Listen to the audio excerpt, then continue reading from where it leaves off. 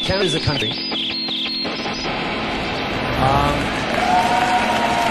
Waves of people came to this country, were welcomed by the folks who have lived here for millennia, the First Nation. And built this society with waves of people fleeing religious persecution, fleeing tyranny, fleeing to try and build a better life for themselves here than they had back home.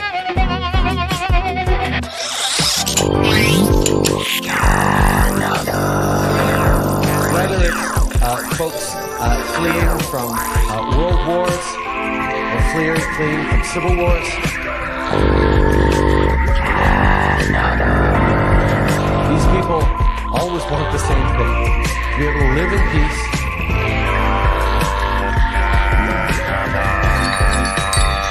to raise their families, to create a better future for themselves and their communities.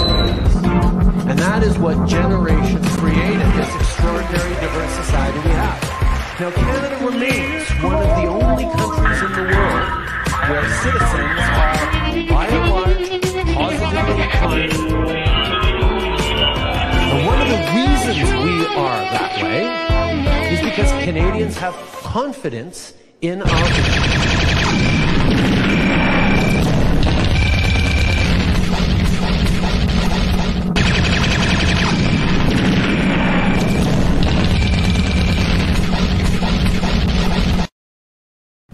What up? Welcome to MK Canada, which is looking like more and more like the inside of a hockey stadium. I can tell by the color. It's a very winter, bright color schema. But also now MK Canada with like new merch that has that very like, decent. It's very. I feel like true to what hipsters. Pretty epic, eh? Fair, right? You know, they have that whole. You know, I feel like this is what Samurai and the Royal Mounted Canadian Police would look like if they like bred together, you know what I'm saying? So we've got a bunch of cool people here with us tonight. A kid of divorce, raised in a ranch in Western Canada, former graphic designer, former 12-year naval veteran, former corporate professional, and currently one of the most controversial people on the internet, as according to Amazon's review. A dear friend of mine, Ryan Stone. How's it going? You fucking nerd.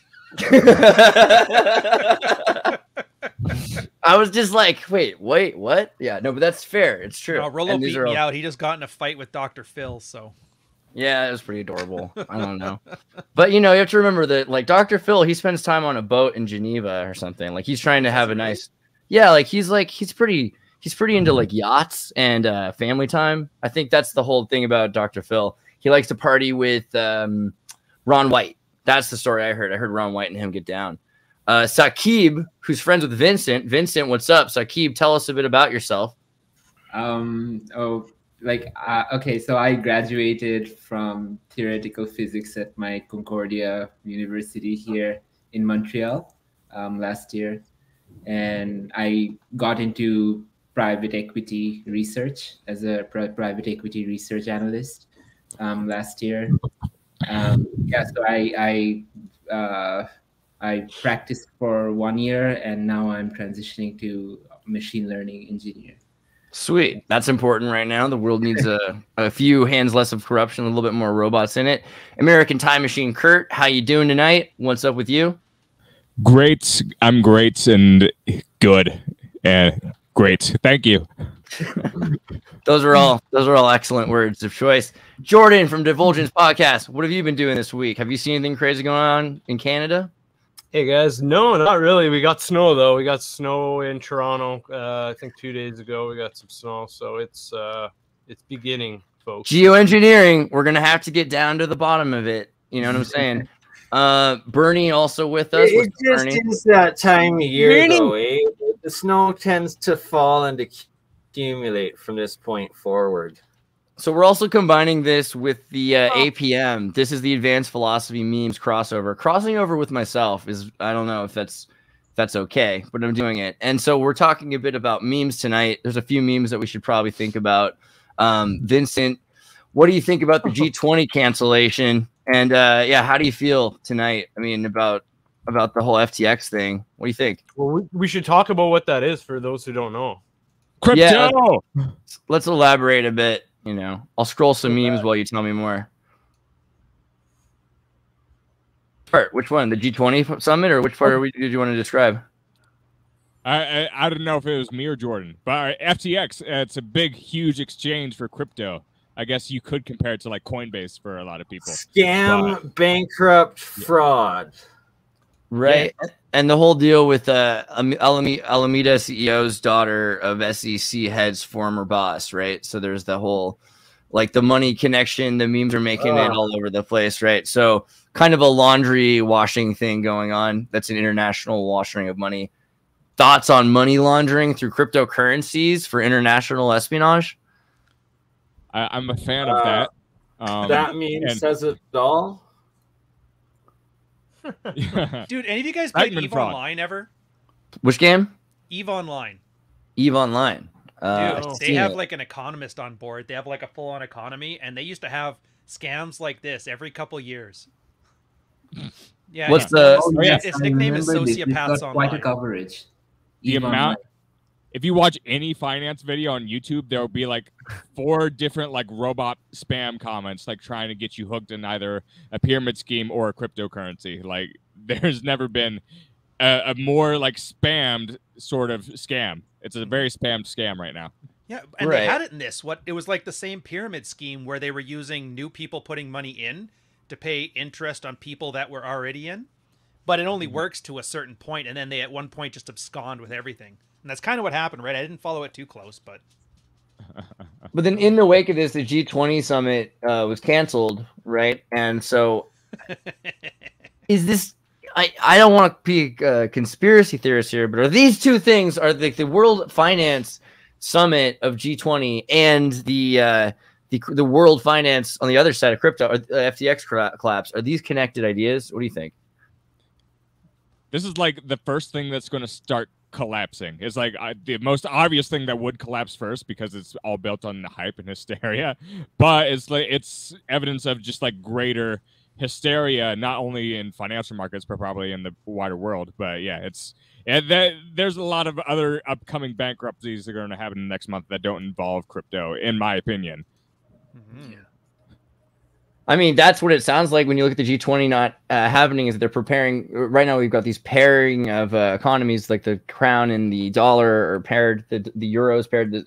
All of these economies are hitting parity, 1-to-1. All the Canadians and guys, you guys all got to be pretty good. If like finally we're missing a summit where a whole bunch of world leaders called Trudeau a dipshit. Oh, it was. Did you guys see the last one, the China? That probably still happened off camera. Come on now. Well, it did. He called him in Chinese. He said it. He said it in Chinese, but he didn't call him a dipshit. He called him. He said it was extremely naive, unacceptable. Unacceptably naive. That was what it was. Naive. Yeah. And look at he does the same thing he does in Q&A period. He just kind of stands there and nods and smiles and hopes his dimples get him through it again. Right. Trust fund baby. Jesus. I mean, yeah, it's funny because, you know, he said it was imprudent to release information like he did. That was the thing. He's like, don't you understand what we're doing here? Why are you being so transparent about it? And then he turned around and in Chinese, he's like, so incredibly naive. Something to that effect. When China calls you out on it, that is a Korean flag in the background and Japanese. And Japan. Yeah, I mean, this is the G20 summit, right? My bad. All of them are there.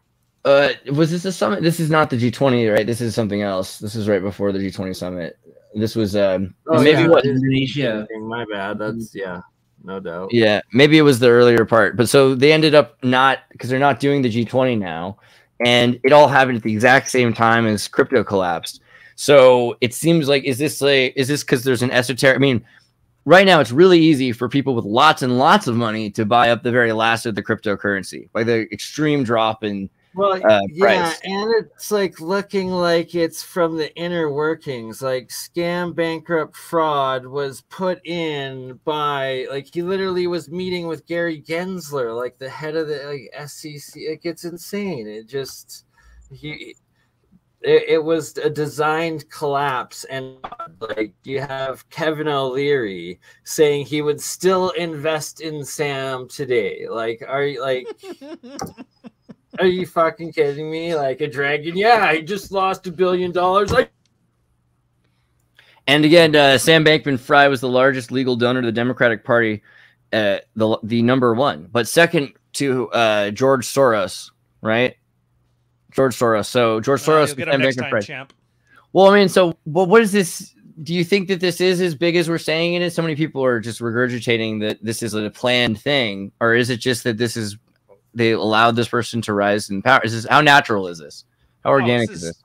I'd say it's organic. How many times have you had some guy do a bunch of, like the Black Lives Matter was same thing, donate a bunch of money to the Democrats for the assurances you're not going to get sued, take a bunch of money, buy yourself some houses in Alabama or whatever those BLM ones were. It's like scavenging the corpse at this point. How many groups haven't done it? Yeah, you know what? It's kind of like glam metal bands. And hear me out, because like in these bands that had, remember at one point after they were super famous and had hot tubs in their limousines, that Dee Snider ended up as a telemarketer, right? Because they have to do these tours. They're gonna do the job, and then they get to eat the green M&Ms. But most of the money is going to everybody else along the way that built the band, that built the tour stadium, insurance, the vehicle, security, right? So, I mean, I feel like that's kind of what's going on with a lot of these pet projects, like any of these, free. Take another pick, but I guess BLM they're basically an ecosystem. Well, that's like Andrew Tate's thing, where he had his MLM scheme going. He was pulling in like $9,000 a month or $9 million a month, paying out $4.5 million in affiliate links. A lot of those people. That's how he got so big, right? Everybody was tweeting out a lot of his stuff. And then elaborate more on this, because not everybody knows all this for some reason. Oh, that's right, dude. It's like I always have this thing where like men are raised as defective women, and this is perfect because this was like the same grift that like Mary Kay and like Amway was doing, and he just decided to put like an alpha male veneer on it. It was damned brilliant.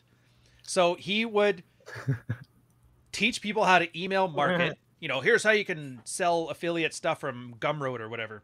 Right, and he had personalized fake emails that were like the Trump emails that looked like they were personal. Right, and then part of like their initial thing is he would give them a bunch of clips, him saying, you know, alpha male shit, and so they would retweet it out and make Twitter accounts, and then that's how he gamed the algorithm to become like the biggest name on Google trending.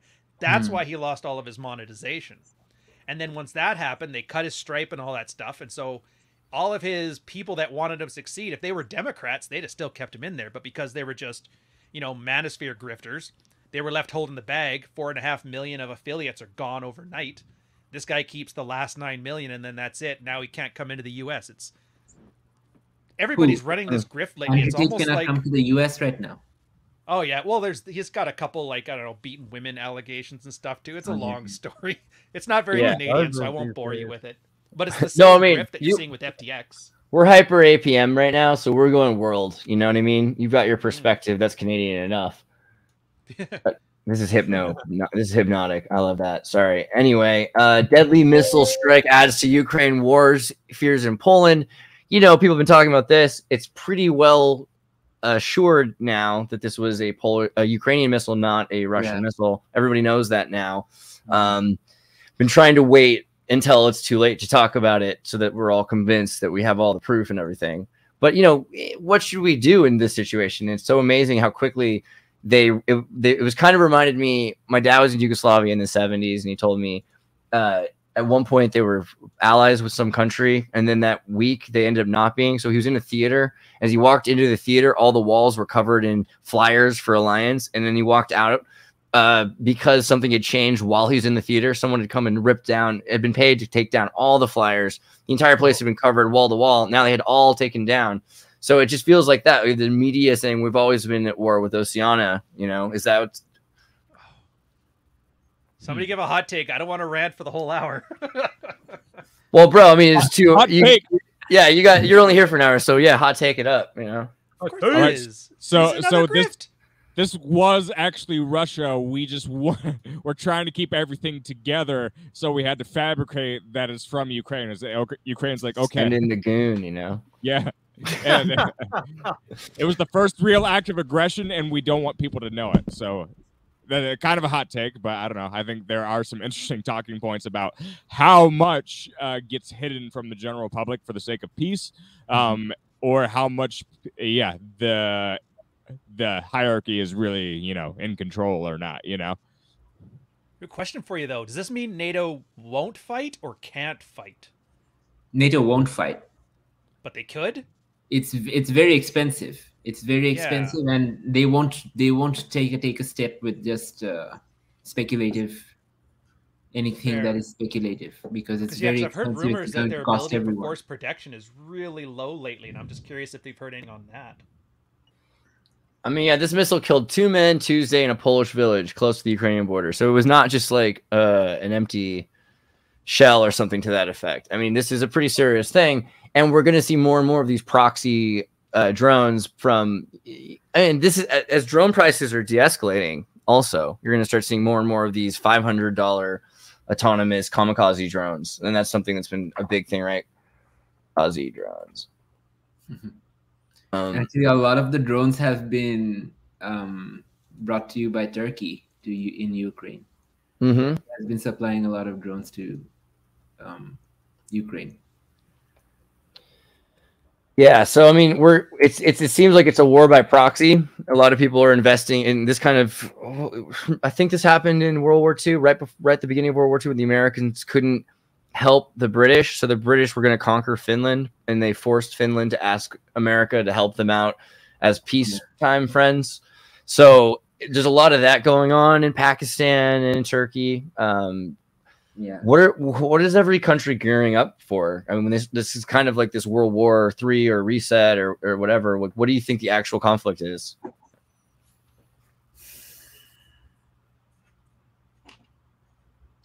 Loaded question. always loaded questions. Take all the hot takes you need. Just make something up. None of us will know the difference. Right. I've heard actually, you know what it is? I've heard the rumor that it's because we've already hit the low-hanging fruit. I can't remember who coined the thing, but the idea was all of the efficiencies we could have gleaned out of the economy from technology are kind of there, and we're plateauing. So the age of growth is over. And now that we're at an age where wealth truly is zero-sum, that everybody's trying to like scramble and scavenge as much as they can. So a lot of this stuff is really just taking a larger share of a slowly no longer growing pie. I have no idea how true it is, but it would make sense. Adding to that is like you have Russia joining this alliance called the BRICS Alliance. Have you heard of it? BRICS. It's basically Saudi Arabia now making very good ties with Russia, China, Brazil. Yeah, it's like a big thing happening. So back to a multipolar world pre-World War I. If this goes through, Saudi Arabia will be the largest oil producing country joining with Russia.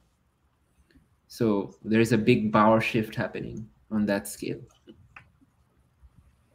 I mean, also interesting. I've been looking into Egypt and what Egypt's doing with the conflict. Obviously, here's the hot take: the people aren't super down, but the president is super militarized, and Egypt's super militarized. And did you guys see the new NAC, administrative capital of Egypt? So yeah. They're moving the capital of Egypt. Yes. Yeah. Here's the new octagon to replace the Pentagon. Right. It's going to be this crazy. It's all out in the middle of the desert, far away, but it's basically the new Amarna, right? Like that's what Akhenaten did when he moved the capital originally. So they're doing the same thing, and this is going to have the tallest tower in the world, the Obelisco, which is going to be a kilometer tall tower. Let me see if I can find. If I type Obelisco, come on. Why do you think like countries race for having the tallest building? Small penises, or maybe magic. I mean, magic seems like a good one. And then also radio, because you could have the highest signal. And I remember being in LA, just the feeling of being above people, so you're not like dreaming at the same level as them, because maybe your headspace, maybe being above the radio. There was a really nice experiment that was done. Donation boxes were placed at the ground floor, and at the top floor, and people found out that the top floor donation boxes had the most donations. And it said it gave a very interesting reflection on how our minds work with metaphors, because like up is more compassionate, up has more the higher you go, there is more metaphors related to compassion, mercy, and whatnot. And that dominance. Dominance also up on the dominance hierarchy. And you go with the same thing as like people who are rich are more philanthropic than people who are poor. I mean, the other thing is poor people are in that Maslow hierarchy of need. Yeah. So, No, go ahead. Well, just thinking, you think about self-actualization. So the concept of self-actualization is still built on the idea of having all your needs met. So if you can keep people from having their needs met, or only have their needs met through a system that's in place to keep them from meeting those needs themselves, then it keeps them from reaching self-actualization, right? And so that keeps, I think there's a big thing here with, we can avoid people having people and have people just die themselves without a war necessarily, which is why you're seeing all the drones, because the drones are to replace people, right? And so very quickly, you know, it's that Soylent Green movie. But you have, and this, I guess we're getting into the MAID in Canada part, which is euthanasia, right? People are choosing that it's not a quality of life willing to live all over the world. And, you know, there are places like Canada where this has become exemplified, right? Dude, that's such an AstroTurf thing. They're having hearings on that right now, you know? And every time you see a Canadian doctor, they start off their speech with like, I am unequivocally against this. It's going to encourage people to do it. I don't think a 2-year-old's going to be suicidally depressed. But it's like every time you bring in like a Norwegian or an Indian doctor, or one of the doctors that come from like abroad, as soon as they come here, they're like, yeah, well, technically, if the parents don't want you to nuke their kid and the kid wants it, then we're just going to do what the kid wants. And you're just like, dude, these ghouls. It's like a weird medical invasion, like Braveheart, only weird and dystopic. I mean, so you had said this earlier, but bring it up again for those who don't know this around the world, that what's going on in Canada. So they have rules about mature infants. What's a mature infant? Oh no, mature minors. That's mature minor. Do you remember when pedos were talking about they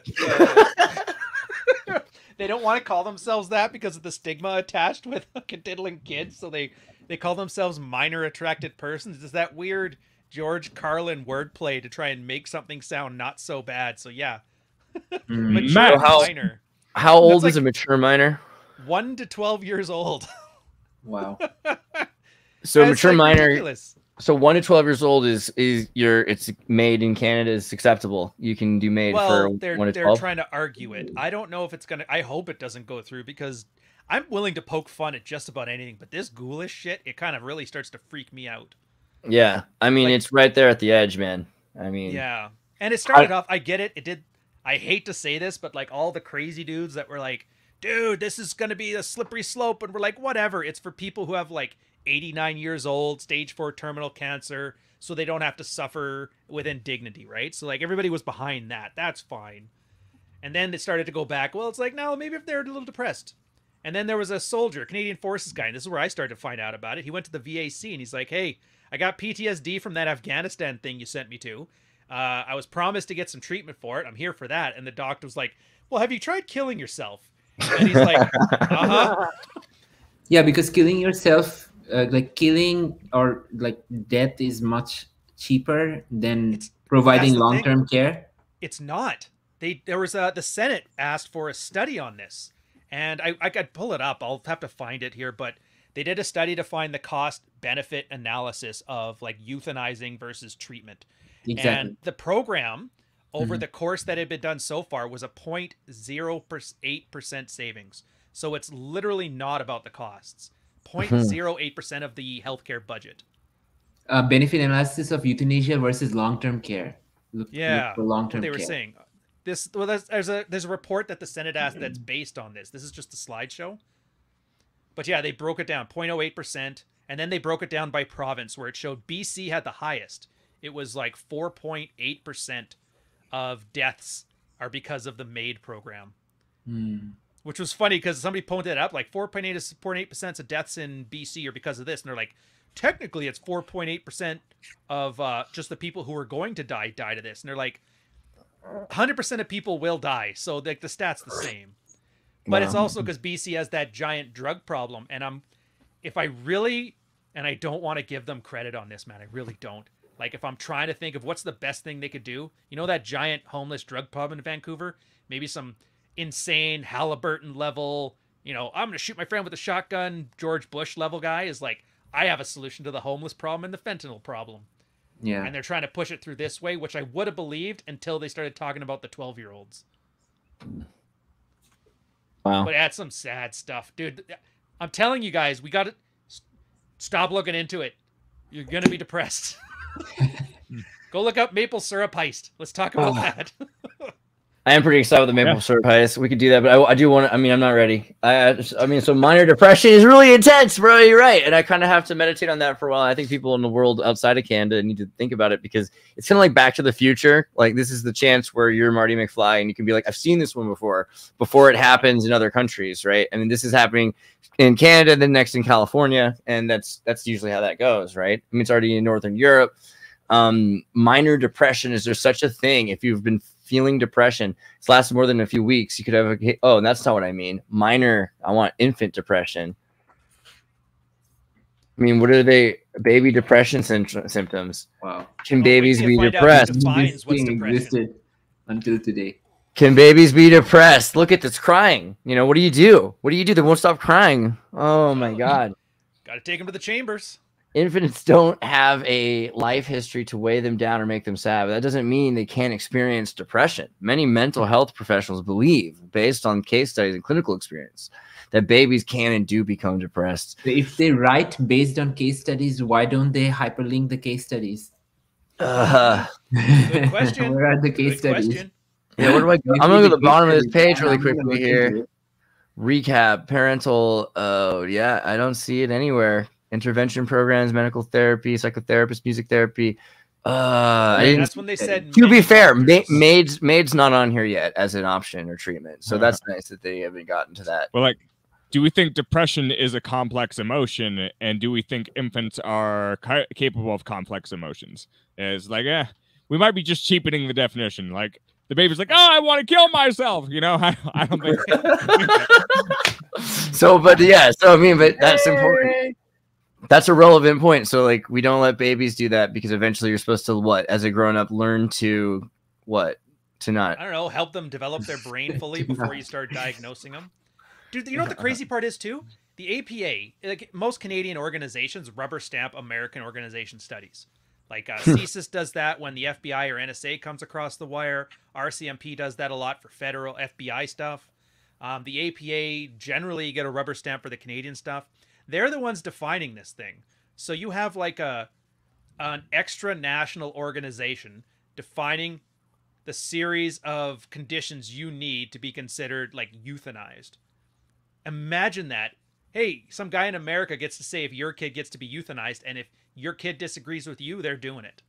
That's like such an offshoring of like sovereignty that I've ever seen. Wait, Jordan, what were you saying? I didn't see that. You said that you were about to say something? No, that was a while back, man. Don't worry about it. What? I had my book out, and don't worry. It was a while back. What? No. What the book? What's this book? Come on. No, now I'm spotlighting you. Dude, don't spotlight me. I put it away. Like it's. Dude. I put my hand up a bunch of times and I just put it away. I'm sorry. Next time, just tell me because I couldn't see your hand. It was like too small of a screen on my side.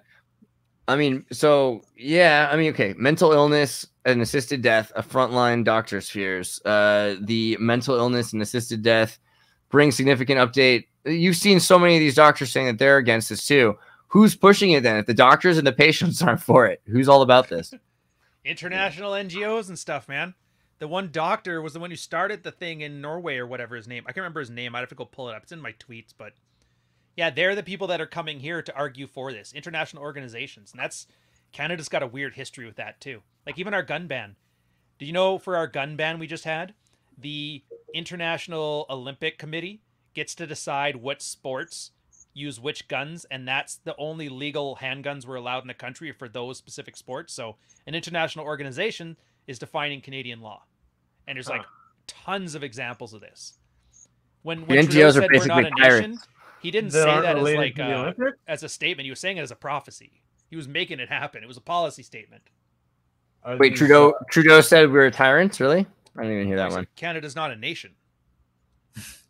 And then he made every effort to make sure that was true. What he said? He said Canada's not a nation. What do you say they were instead? I don't even think he got that far. He was busy just telling, hey, he was saying like immigrants are the true Canadians, the real Canadians are fakers because they were just born here. They didn't have to earn it. He was talking like Bane off of Batman. You guys were born in the maple syrup. We had to, whatever. And you're like, oh, they're coming. Yeah. See, no, it's the worst thing. Like, you think of all the Alex Jones stuff ever, and he's like quoted saying it with a big smirk on his face and the stupidest haircut. It looks like Frankenstein. Trust fund Frankenstein there. What the hell?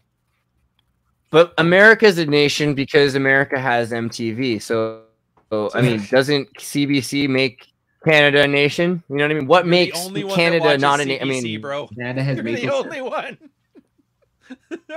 Yeah, but Canada makes all the other shows too, like sci-fi shows filmed in Canada. I don't even know where to start with this, but like every show you've ever seen that pretends that it's in the United States, every single show shot. Oh my God, what's the other one? I mean, Psych. Psych is hilarious. They shoot it in like North British Columbia. No, not that. Oh, yeah, Psych but weren't you guys getting TV. a lot of stuff from Iraq after you bombed the shit out of them and then started exporting it to the States? I don't remember watching that much Iraqi TV, but maybe it was there. Not TV, but they were giving you like oil and stuff. All you had to do was glass the population and pull Buddy out of the cave. Yeah, but this is... Where'd he go? No. This is more because this is more like Travolta's Rest of the World. You sketched out a second there. Yeah. Where'd what go? What happened? Everything before Travolta we couldn't hear. Oh, just about 2 seconds. Yes. And now another 2 seconds. Oh, Canada's making all the media for the rest of the world. This one, or interesting, or the other one, the blonde one, or the because of his tabs. I met Travolta. Which one did you meet, Jordan? I met Travolta. Oh, you met Travolta? When did you meet Travolta? Years ago, when he put out that movie that Fred Durst produced, The Fan or whatever it's called. He was promoting that, so I got to see a sneak preview of that with him, and I met him the next day. Like one-on-one kind of thing. Yeah, there it is. What? Yeah. The Fanatic. That's awesome. Yeah. What was he like? I gotta watch this. I haven't seen it. Because he's so big time, he's got he's like when I met William Shatner, it's like, okay, you get 2 seconds and like you're gone kind of thing. So I mean, he's got a nice smile and everything, but like you don't really get a chance to get annoying. social or anything. So I got a photo and an autograph, and it was pretty quick. So should have got him to dance. But I mean, this is the movie 1989, The Experts, where he and his friend are at a nightclub and they get kidnapped from New York, and then they're brought to like what they think is the Midwest, West Nebraska, but it's actually the Soviet Union, and they updated to the 80s because the 50s CIA town is too outdated, right?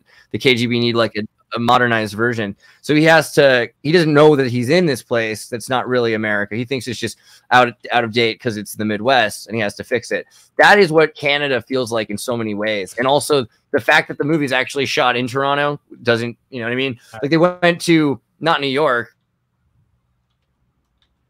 to film the scene. So there's this nation, but the nation's made up of all these fictional stories like Washington Irving or MTV, or now, I mean, Nelvana, and there's a lot of other Canadian things that I can think of as well, but we've created this fake culture. So isn't that a nation, or what would make America a nation and Canada not a nation, or what do you think? Well, your asshole president doesn't call your country not a nation. That's really the only difference. Huh. Did Biden say we were a nation? You guys, well, yeah, well, like America, you guys did the revolution, so you kind of like officially declared yourself a nation because you kicked everybody else out. We waited till the Second World War and then just said, "Hey, do you mind if we go do our own thing?" And Britain's like, "Yeah, sure." It's really the only difference. Maybe we don't have like every Canadian's always. It's an interesting point. So we're not Canadian. So we declared that we were. Yeah. You just did it officially. We just kind of like went with it. So we declared that we were. We declared we were like a Masonic nation, which is kind of like saying a nation of Islam. You know, we created a Masonic nation that believed in an ideology about a fraternity as opposed to, you know, merit as opposed to nepotism, right? As the main focus for what brings us together. But we also said we were a state, and the state was separate from the crown. That's the thing. To be separate as a state is one thing. To be a nation's another, and we did both. But Canada just said we're going to continue to be Canadian. We're not going to create a. I mean, when does Canada become a nation? What does it take for Canada to decide it's more than a state? After the Brits to declare war on Germany, that was the big thing. Because otherwise, in World War I, as soon as Britain declared war, we were automatically at war. Right. You know what I mean? Like I might be getting my history wrong, so guys, correct me. I know there's some smarter guys than me here. I'm not that smart. But from what I remember, that was how it worked. We stopped becoming the Dominion. What's that? Vince wasn't that because World War I, when Britain declared war, yeah, we automatically were at war. World War II, we waited a week to do it to show that we had our own sovereignty. That was like our demarcation point, was it not? Okay. During the World War I period, you mean? No, World War II. World War I, when the Brits went to war, we were automatically out. Yeah, we were still the Dominion of Canada. Yeah, we came in as our own body, so to speak, in World War II. We took more of a formation on our own, absolutely. Absolutely. No, can't hear you, Vince. That's all I got for the history lesson. That's as far as I made it in high school. I think Vince is. I don't know, Vince, if you're talking, you're muted. I think his headphone. I think Saki was saying that. Is your headphone is working, or is it what's happening? Maybe you can disconnect your headphone and just talk with the mic. Oh, if you have double setting, check your settings on your. Yeah, exactly. Sometimes in the double settings, it's messed up.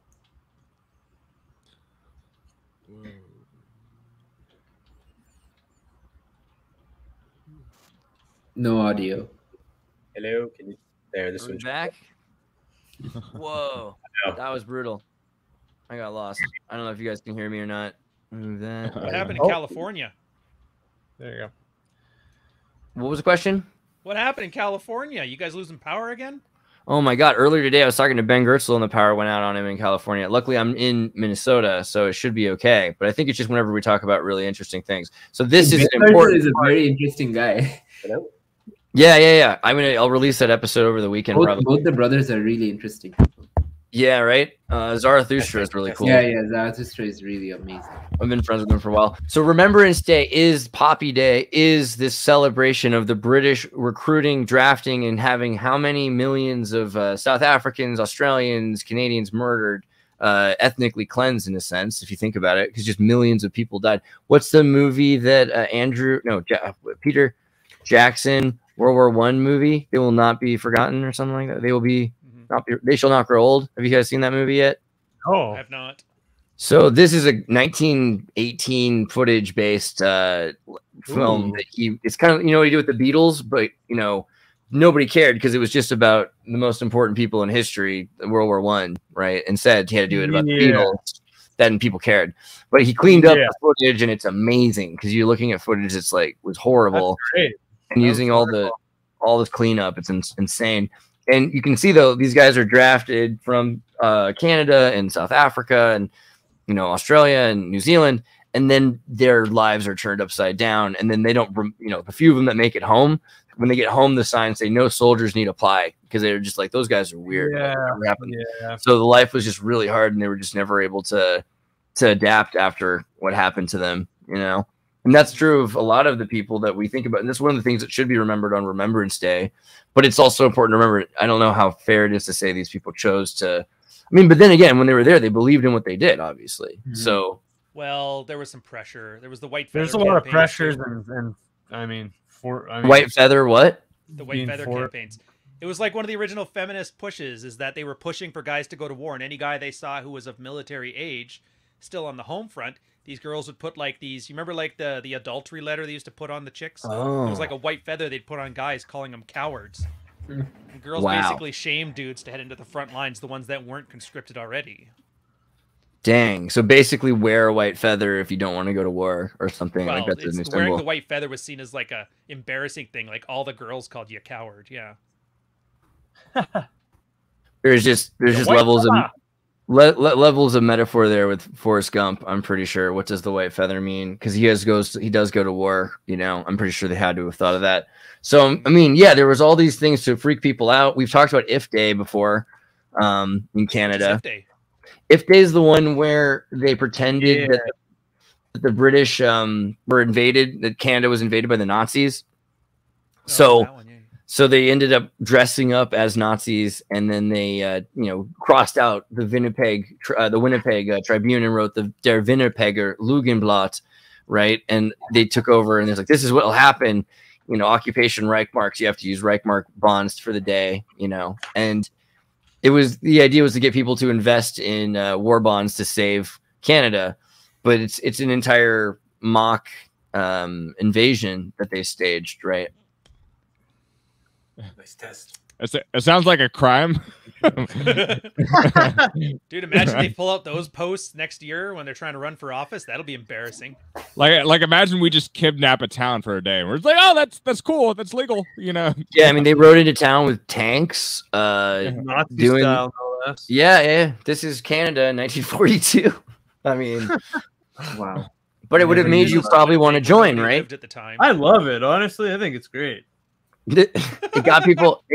Look at they hoisted up the German flag at the time to replace the local flag. I mean, so this was a simulation. Nothing happened, or did it happen? Well, this is a simulation, and I'm happily willing to discuss conspiracies that maybe the Germans really did invade in World War II in Canada, but I'm pretty sure it was just the British putting on a show. But then again, was not most of World War II, so.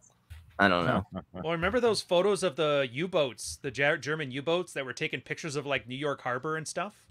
So they were here. Yeah. Like within eye shot. Yeah, but there was also people in Philadelphia that spoke German. You know, there's a lot of people that were friends with the Germans before the war as well. And, probably working corporations back and forth. IBM was clearly involved in Germany, and there's a lot of East Coast companies. They didn't go to the internment camps, just the Japanese side. It again, which part? That? Because you can't tell if someone's German necessarily as easily, is what they told us in schools anyway. I don't know. You can tell. That's what they told you. Right, you can tell that someone's German maybe, but you might think they were Polish, and you might be like, well, what is Germany? Because it's they speak German, but they might have been in a Russian area. Right? All I can think of is like them having an argument, like how we argue, like, what's a woman nowadays? What is a German person really? Right. I mean, and then they have the Amish, and the Amish were a protected group, right? So it was just the convoluted. There's gonna be some poor Korean bastard who's like, "Why am I here? We hate Japan." Yeah, I mean, so what really sucked for the Japanese was that so in California, all the Japanese were taken from where I'm from, basically, and then they were brought to Alabama. And when they got there, and they woke up, and I heard this from firsthand accounts from a lady who I used to go to school, who's working at the school. There were kids who couldn't speak Japanese as well as herself, right? And then there were kids there that could only speak Japanese. Hey, what up? Kevin made it. We're talking about internment camps for the Japanese. My man. So the internment camps of the Japanese, they get there, they can't speak Japanese. All the signs are in Japanese. And then they're speaking English, and they ask somebody else, and that person starts speaking Portuguese. And then somebody else starts speaking Spanish. And they're like, wait, what's going on? So they went and they found out the OSS had kidnapped tons of Japanese Americans who weren't from the United States, just West Coasters from Chile, Peru, and even in Brazil, they took some Japanese. And then they, in the middle of the night, brought them to these internment camps. And so they were stuck there the whole war, couldn't do anything. Afterwards, in the 70s, I think they finally did an apology. But the apology only goes to Japanese Americans from the United States. So they didn't get the money. They didn't get, which was nominal. It was like $75,000. It wasn't a lot. But they didn't get the apology, which I think is even ironically more important. They were called the Nisei, right? Nisei. Nisei, Nisei. They were the first generation American Japanese. Nesei. Oh, Nesei. Nisei. Nisei. Yeah. Nisei. Nesei. Or is it? Nesei? Nisei, sorry. Nisei. Nisei. Oh, the Nisei. Okay. Yeah, the Nisei. Japanese language term used countries in North America. Right. Well, what's interesting is they're just for 6-7 centuries, probably Japanese along the coast of California. And so the Irish came and they forbid them from owning property and started to move them out. In California, we have a China Beach Aptos, which was, you know, shockingly not China. It was Japanese. Let me see if I can historic point. Basically, the Japanese lived on this beach. I don't know if I can find pictures of what's left of it, but it was called Chinaman Beach. And then they were all forced out. And then recently in California, let's see, China Beach, Santa Cruz. Will that work?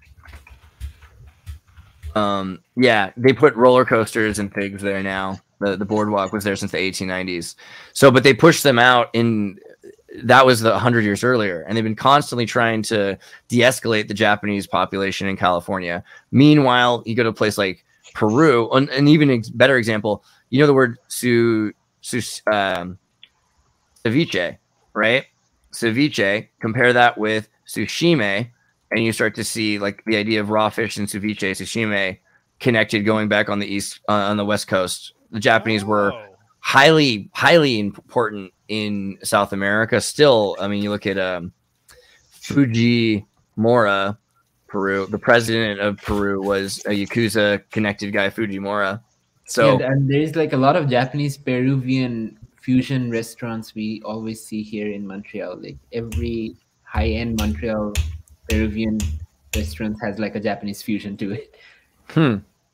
Yeah, I mean, so the Japanese are definitely, they were a lot more powerful in California before the internment camps. And the internment camps were mainly to displace their, I mean, they had companies, corporations, they were building, ceramics, making textiles, melting down metals. That were owned by them too? Like a lot right. Of, like... So, funny enough, my family were Croatian farmers in what's Silicon Valley today. So there were lots of Japanese around us and some Italians. And then the Japanese went to my great-grandfather in the area and asked if he would just if he could help them. He's like, all right, well, let me just watch it for you, like the old-fashioned way. I don't need any money. Let me just tend the fruit and I'll sell the fruit while you're gone. And when you get back, you can have it land back. Normally people get ripped off. My great-grandfather actually gave them back their property when they got back. So a lot of people got screwed out of it, but we have a bunch of cool ceramic Japanese plates from like 100 years ago that were given to us as a gift because we didn't screw them. So, I mean, yeah, but a lot of people did lose all that stuff, but you can still find street names that are Japanese in California. I'm trying to remember Santa Monica. I'll just look at the map really quickly because I can't even remember the name of it, but there's tons of names that are Japanese. If I go down here, what's the name of that thing right here?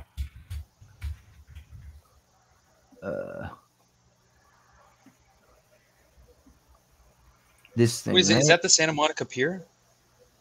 Yeah. I can't remember the name of it, but the road right here is a Japanese name. And there's where a you are, Kevin? I'm not far from there. I'm a little ways out, but you sound super sketched out. You're like, why are you guys fucking coning in on me? There's Kevin right there in a van. There he is. Move in. Swarm.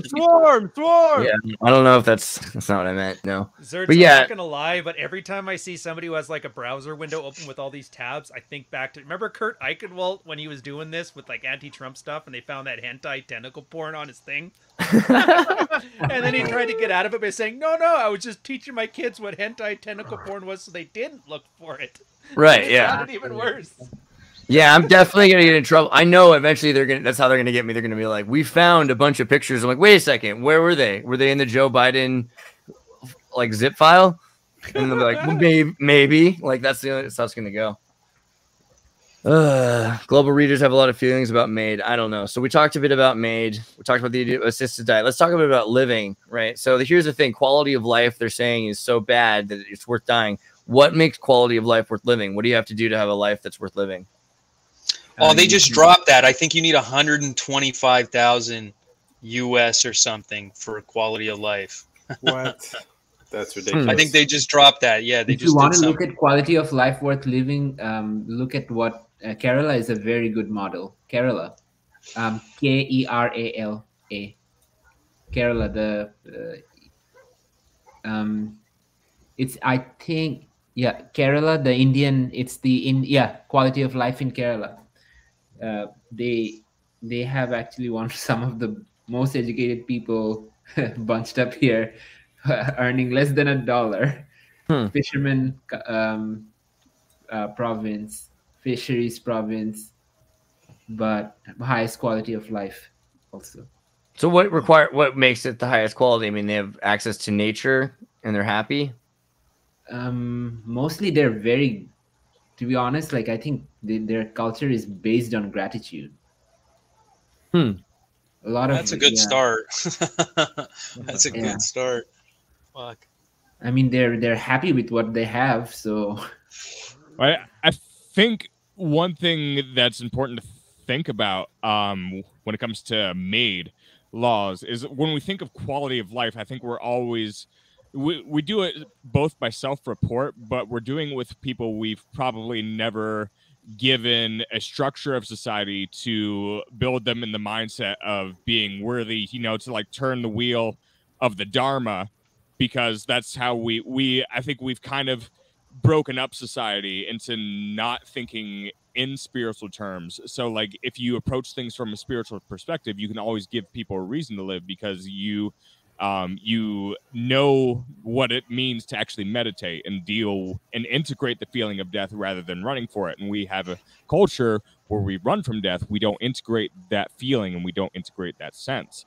So it's possible that there is corruption behind even thinking of these laws and even thinking that they might be necessary because we've estranged such a high portion of society in general. Yeah. Also, you can look at Qatar, which is the exact opposite of Kerala, but still very, very, very high quality of living, very rich.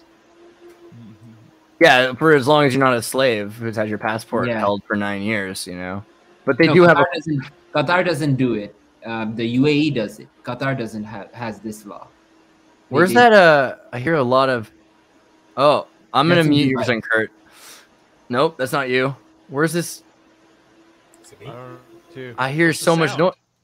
Oh, Vince, I'm sorry, Vince. It's you. Your fan is just killing me. Ray. Actually, that's my computer.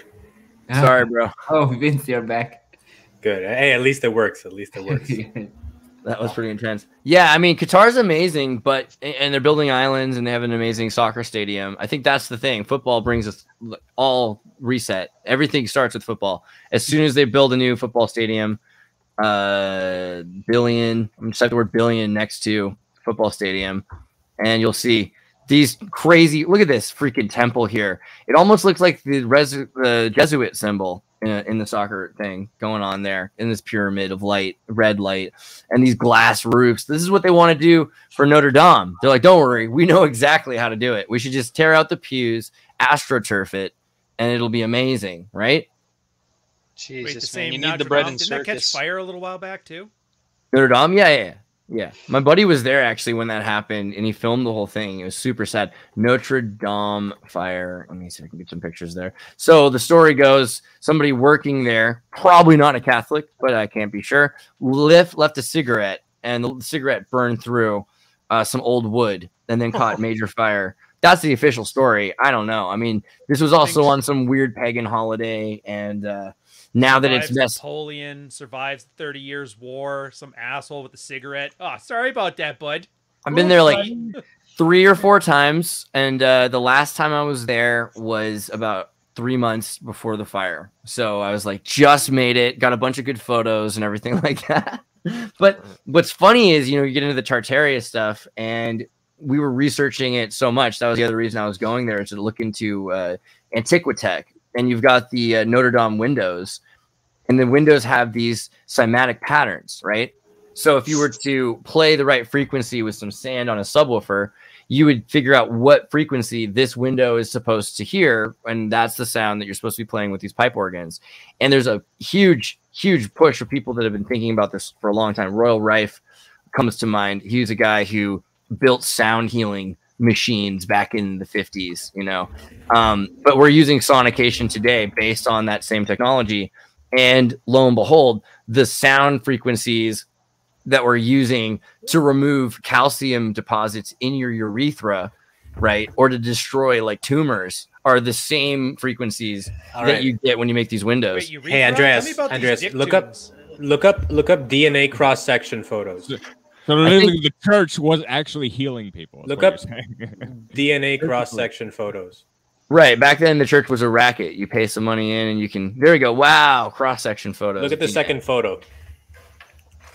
I mean, that looks like fair point. Church window. There you go. So people are on this wave right now, and yeah, the interesting idea then is, can you turn these buildings back into healing facilities? Healing technology.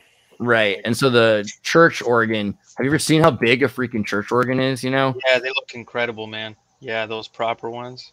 Acoustic. Man, sometimes I wonder if the churches were built on sound alone, because the architecture seems too crazy for humans to build. It seems like if you get the right sound, the bricks just start forming.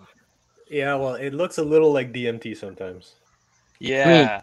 That's literally the story of Solomon, right? Solomon built the temple with it had to be sat in a silent valley so that he could use sound to build it. Sorry, Jordan, what do you say? No, I just right here, the magnificent opus healing pipe organs. Yeah, there you go. Man, there's some pretty wild ones there. Yeah, it's amazing. And so many of these pipe organs now. And, I got photos of. Sorry, keep going. But I got photos of like. Here we go.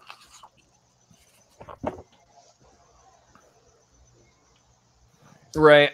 And then the cross sections that you mentioned, kind of like. It does. The temple feels like a DMT trip. The architecture. Yeah. Well, there's the right temple, man. The temples they built in the last like 20 years just look like fucking. Was built by Croatian drywallers. I resemble that remark. So do I, man. Wait, you're a Croat? Wait, did we already do this? Did we do this already? No, I don't think so. Are you Kako too? se zove? Dobar da. What? Ti si kolega? Man. No way. That's blowing my mind. Hey, how about the... I remember in Brain Candy, at the end of Brain Candy, the kids in the hall, they have like the taxi driver the entire time. He's like, the time they came to the country and they started to make these pills. Well, they have an old Croatian saying that says, you know, like I forget what it even is, but like you find out he's a Croatian. Yeah. Wait, before we go here, check out the link I shared for mosques as opposed to the churches. You know, sweet. Oh, I was actually looking at mosque designs. Some of them are like straight up full on psychedelic. Like there's no way around it. These people were. Yeah, the mosques are really. Yeah, it actually goes with something called Penrose styling. If you go quasi-crystals, if you look at quasi-crystals, and basically quasi-crystals have exactly this. That's awesome. I still have time crystal open, quasi crystal. That's the thing. Also, the idea that you can record in a crystal becomes important because you can define with sonication which direction. The third image and quasi crystals with Islamic mosque mosaics. You'll see like they discovered this way back. Dude, have you ever seen Kufik? Do you know what Kufik is? Yeah, Kufik, yeah. So, like, check this out for all non-Muslims. This is literally Arabic in the oldest, as far as we know, writing system. Which is and they found this in like Viking ships as well. Kufik, right? You should, you got to see my Ewing talk I'm doing tomorrow. Actually, we're gonna go into this. This symbol here actually says Muhammad and Allah 4 times, right? Oh, by the way, look at the greatest man ever lived. Just Google. Oh yeah, yeah. Wait. Is that documentary? Just the greatest man who ever lived. Better not be that other weird. Okay, cool. As long as it's all right, cool. Because there's another one like the greatest story never told. I was really scared you were going there. I was like, bro, break my heart. Just look at the all section, not the images, because there is no image of him. Don't get me Kanye. Had no image. Oh yeah. Well, you got to watch Kubrick's movie The Prophet, which he pretended not to make, but The Prophet movie is made by Hal Craig. Yeah, so it's Hal Craig. Like The Message. Oh yeah. The Message. It's a weird movie because it's the whole time. It's like Muhammad's just in the other room. Okay. You know what I mean? He's just offset the whole movie. It's like 2 hours of him just being offset. But it was made. Yeah, with Anthony Quinn, and it's definitely secretly a Kubrick movie. The Story of Islam. Interesting. By Hal Craig. But yeah, you look into Islam and it gets kind of interesting. Click them to get bigger. Which thing? Oh, these pictures? Oh, sweet. Look at that. I mean, sacred geometry, it's better than anthropomorphism, right? I mean, a single parent who writes books or the entire constellation of celestial bureaucracy. I don't know what you said. Well, I mean, so like the Muslims don't look at God as a person. You know, they're looking at the universe. Instead of trying to say God is in man's image, which sometimes we accidentally do, they're trying to say man is in the image of God in the universe as well. And so it's more, I mean, come on, that's an Alex Gray painting right there. That's my favorite one. That one looks like an angel, basically. Wow. That's crazy. Yeah. And have you ever heard the stuff about the monks that were able to move boulders in the mountains with sound? Mm-hmm. Yeah. They had these giant trumpets that were like, they were like 30-foot, 50-foot trumpets, and longer than that. And they set them up. And then when they all focused the sound, like 4 guys would play the trumpets together and they would focus this sound. And then they'd be able to levitate these stones. Yeah. Acoustic sound levitation. Cannons, man. They do acoustic levitation, and they'd be able to direct stones where they all kind of work together on it. Really, that's wild. Amazing. That's cool. Yeah. You saw the guy who made fire monk. Yeah, I have. Yeah. Oh yeah, that dude. Not the one who called himself. Not that one. Fire monk. No, the guy that does the newspaper by shaking his hand. Yeah, and then he had to like go into hiding or something. He told them don't put this, like if you're gonna film it, don't show people. And of course, what are they gonna do? Exactly. Yeah. This guy. Yeah. Right. Yeah, that's crazy stuff. I mean, you can look up like real life superpower, and you'll probably find it. That's one of the ones that usually pops up. I mean, so is there a reason why they try to keep X-Men from happening, and then at the same time only the government gets to have MK kids? That's the narrative in a lot of these stories that were told. You know, of course, the X-Men is kind of the one where you have like a part of a system, but generally, if there were X-Men kids out there, they'd probably be in government facilities being trained for their purposes, and we would never actually hear about them. There's no Maybe taking care of a bald guy. Yeah, taking care of a bald guy in a wheelchair. Exactly. You guys ever watch that movie American Ultra? Never. That's the drug smuggling one, isn't it? No, so what it is? Yeah. That was an odd one. Well, it's super accurate as far as it sounds like. So he has to say like Echo Tango Strawberry Echo Eskmeyer, whatever it is, and it wakes him up. But otherwise, he's a stoner who's afraid of leaving his hometown, who's like a beta male all the time. I remember this. Yeah, hipster Jason Bourne. Right. As soon as he gets the right code words, though, then he's activated. So he no longer wants to hang out in his little hometown and work at a little convenience store and just smoke pot and be sedated all the time. And then he knows kung fu, right? Yeah. And these guys are all hypnotized from getting into the system, maybe get arrested one time for pot in the Midwest or something. And then they say, hey, you can get out of it if you do a special circumstances, good behavior program. And then he joins it. So a lot of these people, maybe it's more just like TV hypnotism where we're sitting there in front of media that's teaching you how to respond. So many people are jacked in and learning the programming. The algorithm does as well. The algorithm creates this feedback loop of it's basically a hypnosis. I mean, that's a serious issue. If people are, Google and all these systems that you're radicalized by the internet, right?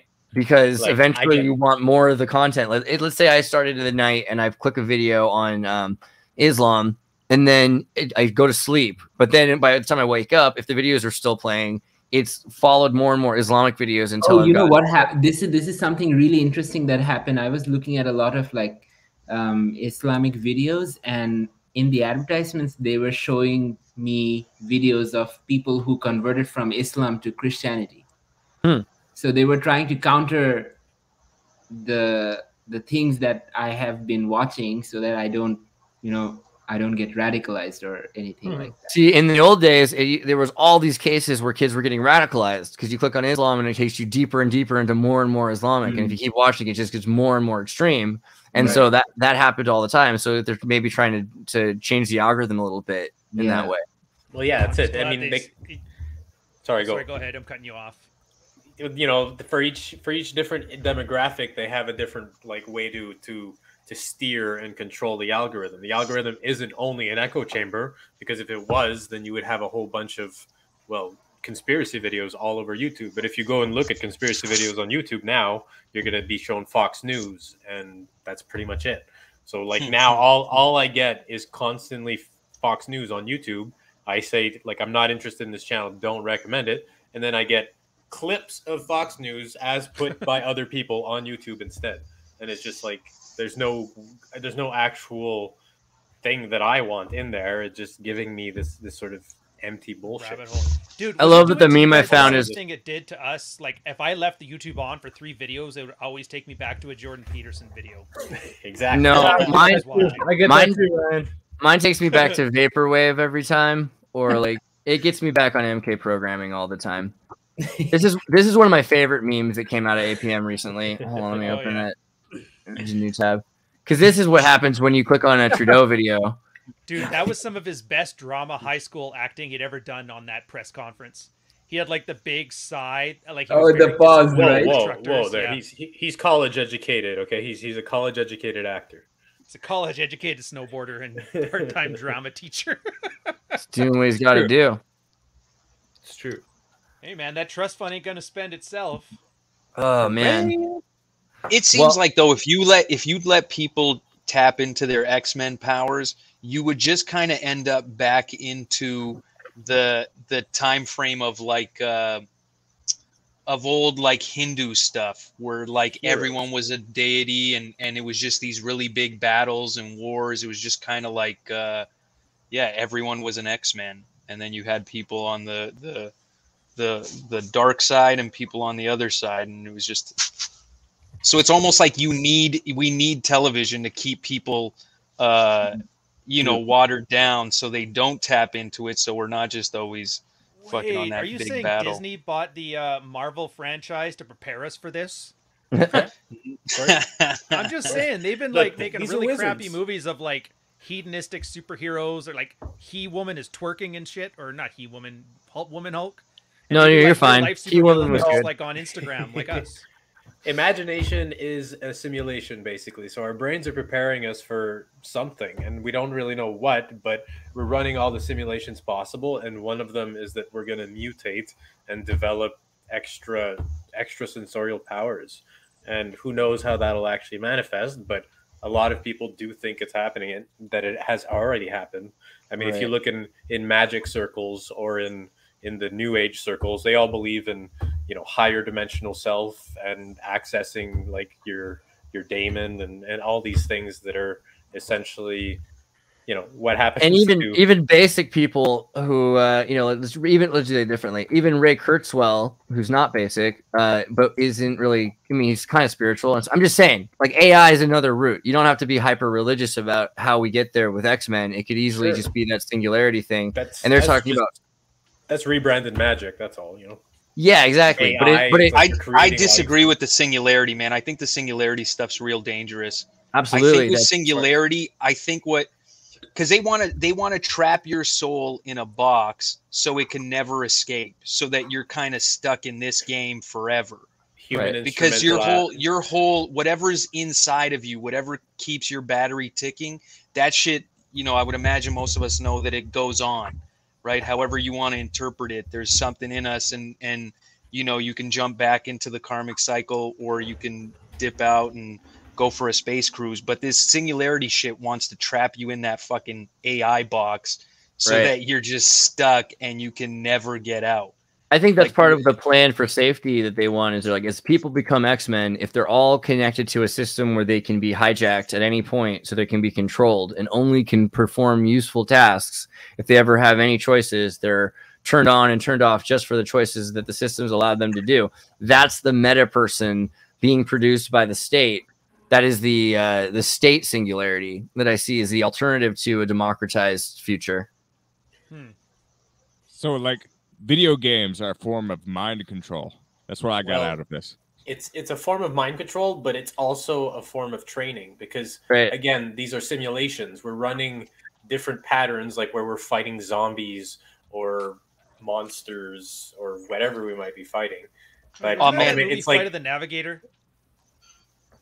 No, that was an Alien. Last Starfighter. Last Starfighter is the best movie. Armageddon is waged in the imagination. Last Starfighter is definitely happening. I feel like this is definitely disclosure of what's going on. You know, this has happened a million times over. Simulation software being used for Ender's Game. You know, this kid was probably actually killing tons of life forms in some other reality. It wasn't even a simulation. He was just directly hijacked in. But then they wanted him in the cockpit, which is the funniest part of that whole movie. Like, why do you have to be in the cockpit if you can just control the ship? That's like a lot, bro. But you look at the MRIs of brains, and when they take acid, does stuff to your brain. When they take video games, completely grows weird parts of the brain, right? So they've found that certain parts of the brain don't develop because you're spending all that time. If you do both, great. But if you don't, then you're gonna have parts of your brain not develop. But if you do both, you'll also have increased benefit from the action reflex.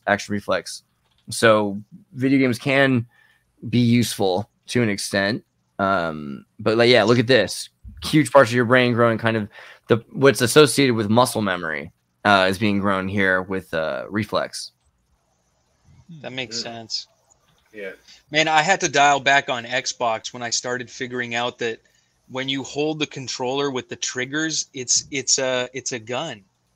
You're holding on to like the ergonomics of it is identical to a gun. It's too much. I never realized that. For a reason. The Xbox controller does? Yeah. Well, yeah. If you look at the Xbox controller, it's so ergonomic when you hold it in your hand. Just that back, like the handles with the trigger. It's like you're holding two guns at all times. Yeah, I can visualize that for sure. Yeah. And that's why you shoot with those buttons. Man, I loved that House of the Dead game. Like my brother and I, we get along when we play House of the Dead 2 on Dreamcast and Xbox. That was a good Talk about MK Ultra, that one. Jeez. But have you ever seen a monkey play video games? So if you were to take this game and put it in front of yourself or me or somebody else, we could do. We look at these numbers and then they just disappear. It's like a quick flash on the screen, and you can probably remember where some of those numbers are, maybe 2, 3, or 4 of them. But then they're going to play it for like an hour, and you're not going to be able to do it. This monkey can remember 20 places almost every time. It just has hyper awareness of what's going on because it has such great. And chimpanzees are great at video games, right? So Matthew Broderick was right too, then. Yes, X Games. Ooh, right? Is that right? It's all of the 80s, man. All this stuff is basically 80s sci-fi come to fruition. I'm just saying. Is that the movie Project X? What's it called again? Project not X. War Games, but I always Project call X. it War Games. Project X. The one. We did good just now. I'm pretty impressed. That is a throwback right there. But this is a true story. It's actually based on real events where they were using monkeys. Sorry, I keep saying to fly chimpanzees bombs into Russia, so they didn't have to worry about losing them. Yeah, so people keep asking, can drones learn how to think as well as humans? I'm pretty sure they've already surpassed our ability to think in senses because they've used dolphins and monkeys to add to the equation of what AI is becoming, right? So, dude, by this timeline, that means Lawnmower Man is about 4 years away. Well, I mean, how long is it? How long is it going to... just got voted in, did he not? And isn't he like an R-tard or whatever? Or a stroke victim? How long is it going to take for Mark Zuckerberg, all these billionaires, how long is it going to take for him to make Metaverse actually awesome? Like, is he going to have to go to a festival? How many Burning Mans does it take to make a Metaverse for Mark Zuckerberg? think it requires neural interface to actually be viable, or else you just have a cheap video game. Look at that catchphrase. God made him simple, science made him God. That's fine. Yeah. Interesting. I've never seen this movie. Oh, you've never seen this movie? It's so good. It's terrible, man. Yeah, it's but like Pet Sematary. It's to me, Stephen King, like not quite A-level stuff. Like sure, The Shining. But it's not. I'm not looking for quality. I'm looking for stuff they hide in fiction. Right. So the story is great. The story is great, but the bad virtual reality. Oh man, that's like. At that point, just watch Shocker. Shocker was so much better for the VR. Shocker? Yeah. It's about this serial killer who got electrocuted, but then because they didn't know the internet back then, once he got electrocuted, the lightning hit the building and it put him into the TV. And then he starts murdering people from the TV. The final scene is awesome, where they're like running through all the TV networks on cable, and he's trying to murder this dude. I got a throwback for you. VR Troopers. Oh, I love VR Troopers. You ever watch that? VR Troopers was wild. It was like next generation. So, Super Sentai became Power Rangers. Saban's VR Troopers started out as what show? What was their Japanese show? Ultraman? Yeah. It was from Ultraman's good. It's a combination of a few shows. Stock footage from 3 different Metal Hero series. Yeah, Metal Hero. Yeah, the Metal Hero series. One that they had a gun that you could buy a gun that was a spaceship. It was like Captain Falcon or something like that. Do you guys remember this one? Captain Falcon. And the TV show would play, and then you could shoot. It was like the Nintendo gun, and then if you did the fight scenes with your gun as you were watching the show. I can't remember what the name it was though.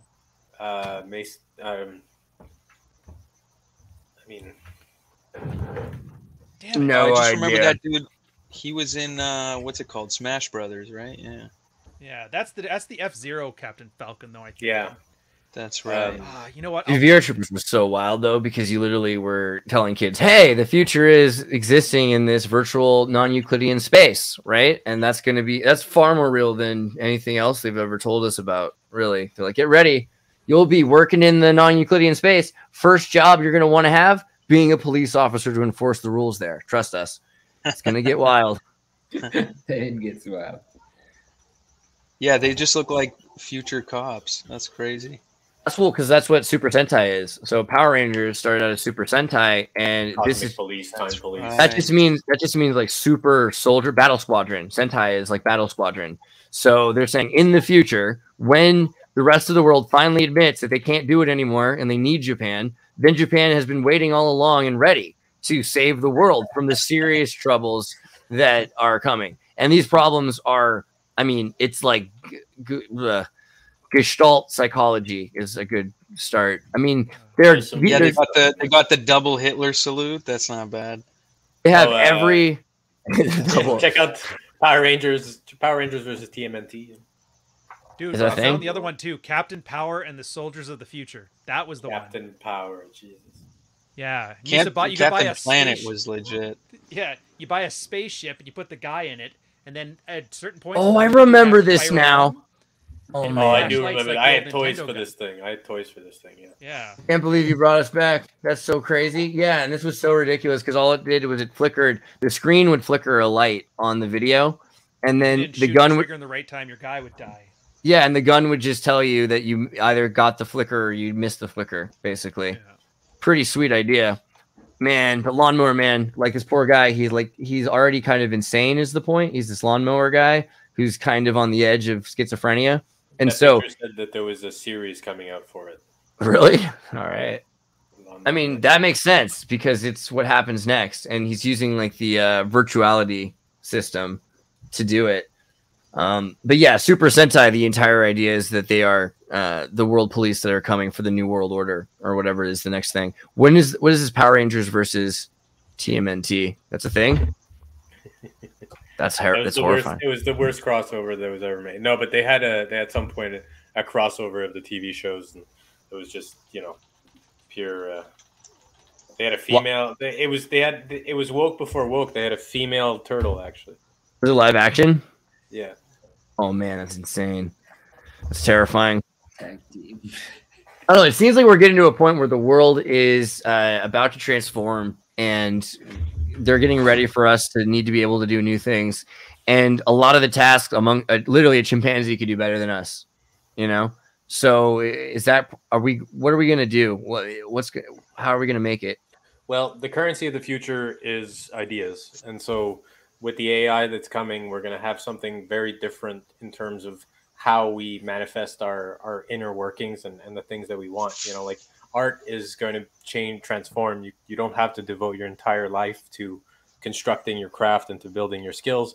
Now you'll be able to write it into a prompt and things will just come to you, you know? And so a lot of the things, especially in creative mediums, will change in terms of dynamic. And that changes the whole way that we deal with our own psyches, because art is how we cope with them. So, you know, now everyone's going to be an artist, especially when we come to like neural interfacing with it. At that point, we'll have just literally psyche to machine one-to-one. Language won't be an issue anymore. So we'll be auto-generating VR worlds, you know, like it is going to be a whole new realm to explore. Who knows what's going to happen with the rest of the world, but I know that VR is going to get very weird and AI is going to get very weird. Yeah, but what you think, who do you think is better, that chimp with the memory, or you think like some Rain Man autistic dude? Rain Man autistic dude any day. Rain Man. That's what I mean. Like, so maybe we just need more autistic people, and that will help us defeat AI. Sure. You know, I think that there's a component of the way that they use archetypes in our civilization that is trying to push humans towards some sort of ascension. I mean, all our heroes are transcendent, and so that's what we're meant to emulate. And eventually, hopefully, we'll get there. I'm putting omega point and alpha point, omega and alpha. There's like the omega point of human evolution, and the alpha point of human civilization. Nice Teilhard Chardin reference right there. Yeah, the omega point. I'm a firm believer in the omega point. I love how a priest had to go with, I don't know, I mean, God, it's kind of lowercase deity thing, but omega point for sure. That's a thing. That's an interesting symbol. That's actually Darkseid symbol in DC. So like the embodiment of anti-life. That's it. It's interesting. The omega point is supposed to be the final culmination of all things. So God is at the end. Check out the anti-life equation. Grant Morrison. Pulling it up. Anti-life equation. Just go to image. You're gonna get the go to the look down the next row. Second to last in the next row. This one or this one? Yeah, the one with the words. Okay. If you can get a bigger one. Loneliness. So this is the anti-life equation. Loneliness, alienation, fear plus despair, self-worth divided by mockery. I'm messing up the equation. Loneliness plus alienation plus fear plus despair plus self-worth divided by divided by mockery, divided by condemnation, divided by misunderstanding, times guilt, times shame, times failure, times judgment, where n equals y, where y equals hope and n equals folly. Love equals line. Anywhere. By the way, anywhere. Ny where is anywhere? Oh, that's nice. Anywhere is life equals death. Self equals dark seed. Fuck! I gotta do bed mass now. What do we do? We gotta do a division first. This is created by the guy who made essentially the hyper sigil, and the goal was to mimetically end our civilization. Yeah, you only need this if you're trying to end civilization. So don't worry about the precision of the math. Just watch out for the anti-life equation. It sort of sneaks its way around. Exactly. I think that's mimetic. It's mimetic technology. It's a mimetic contaminant. I mean, a lot of people seem to be all about anti-life, right? Because, you know, if you create a world that doesn't live, it doesn't die, and dying, anti-aging is a big thing. What do you think about anti-aging movement?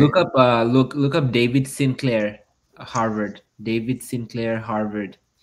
He has some really radical ideas. Yeah, this guy, the Sinclair Lab. Yeah. What's he doing? Some really, really radical research on anti-aging. He's basically thinking aging is a disease and that can be reversed. Isn't that the basis of Resident Evil? Aging is weird, right? Because think about it, hear me out. Like when people get to a point where they're starting to age to death, it is kind of like finding out that they have AIDS, and you're like, oh, you're living with AIDS, okay, and you're gonna die soon. And so, I mean, right? So many people that you're like, oh well, there's nothing we can do. There's only a matter of time. I mean, there are a lot of things that are very similar, and what are we even supposed to do about it? Granted, overpopulation, etc., but quality of life for the individual, shouldn't it be to cure aging so that you have preventative medical control of death? Yeah, and he was actually proposing that aging, if treated as a disease, a lot of opponents would say like, oh, there would be like population and whatnot, and he's saying that if there is more population, then there is more taxpayers. More slaves for the machine. To me, the aging stuff. I take after Prince. Man, Prince had. I always wondered, how does your body know its clock? Right? There's no clock inside you, so how does your body? There is a clock inside you. It's called the circadian rhythm. Yeah, but that's in the earth, and you just go by it. So really, if nobody reminded you about your birthday or about the calendar, how would you even know how long you have to live? There are certain gene networks that actually keep time. So all our genes are oscillating. All of our genes are oscillating. So these oscillations collectively is keeping that time. What you're saying, like, where is the time? To me, that seems like they're keeping the time. To me, it seems like you have to spend all this time and your life to try and figure out some kind of formula of what's happening inside our body. But you have some people that just don't age. So how do they pull it off? Maybe you can do it through sheer will. Because maybe some of it seems mental, some of it seems maybe environmental, maybe the environment's poisoning us and aging us, but I think that there's a lot of stuff like, man, to spend all this time to try to defeat aging. I didn't know I was supposed to die of old age, so I just didn't, Yeah, there you go, man. And just because you have 90-year-olds that are in great shape. What was that? Jack LaLanne died and he was still doing like 100 push-ups a day. There's something in you that you at some point in your life, you just kind of stop jumping. And in a way, and then that's almost like you just keep aging. Well, there's all this talk about, people who might have been immortal for centuries already with the Philosopher's Stone, right? People that are at the height of the elite. Yeah, beyond the elite, so that you can't even see their roles in society because they're so well situated. It would explain a lot of like hyper accumulated wealth and everything like that. Nostradamus' prediction, translated recently, says 2030 is supposed to be when the Philosopher's Stone is discovered again. So it will be a question. How many sacrifices will it take to make it? There was a movie that came out. I can't remember the name now. It was something like The Man Who Came to Dinner or some shit. It was this guy who came to dinner and tells people that he's like 900 years old, and nobody believes him. And then he begins to explain how he did it. He just kind of if he moves around from town to town, so nobody remembers him. There is a state in Buddhism. It's called Tukdam, Thukdam. If you look it up, Thukk. DAM, Tukdam. So this is the state where all genes, basically at the genetic level, genes switch off oscillating, where they can extend life.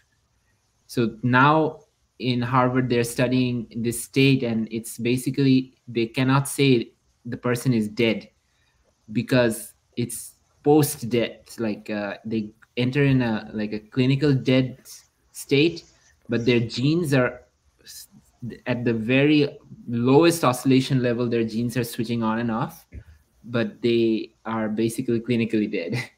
It's yeah, Jesus did that for 3 days, then he showed back up. Yeah, so there you go. Before, man. Tukdam, yeah. So this is the state. Makes a lot of sense. I mean, there was that. You guys see that show Warrior Nun? No.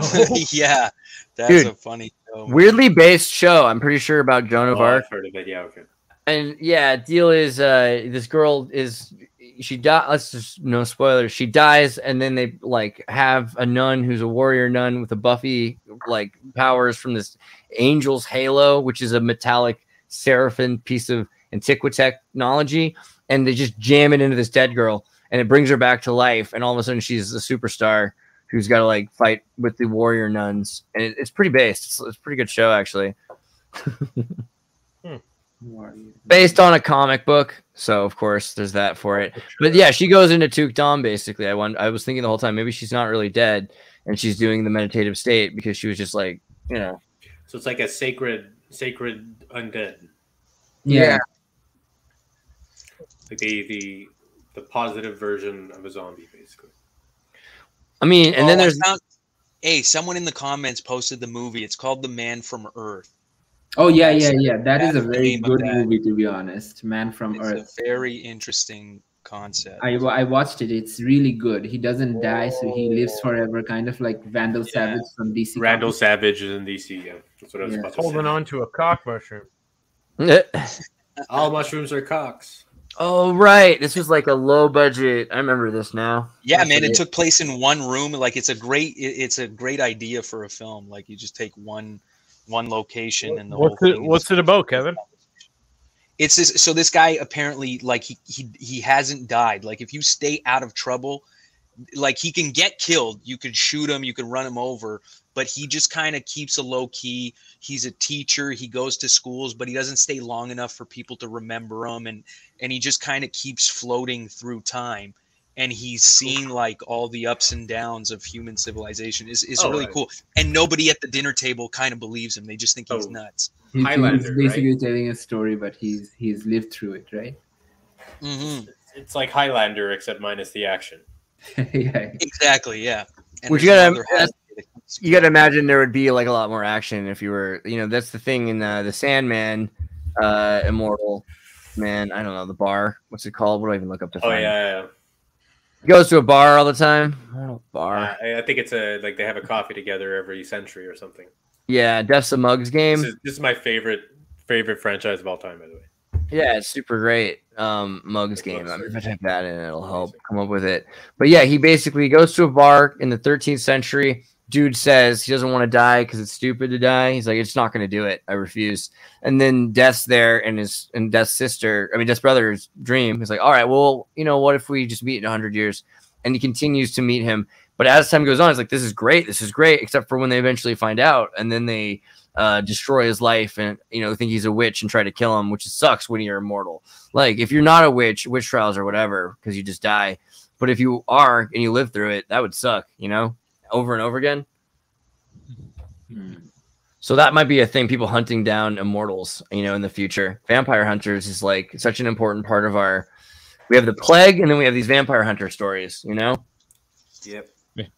Maybe that's anything, man. If you had any kind of supernatural gift, why the fuck would you tell anybody? Because like, movies tell you to. Well, but you know, like you know you're gonna get tested on. You know you're gonna get fucking probes in you and shit.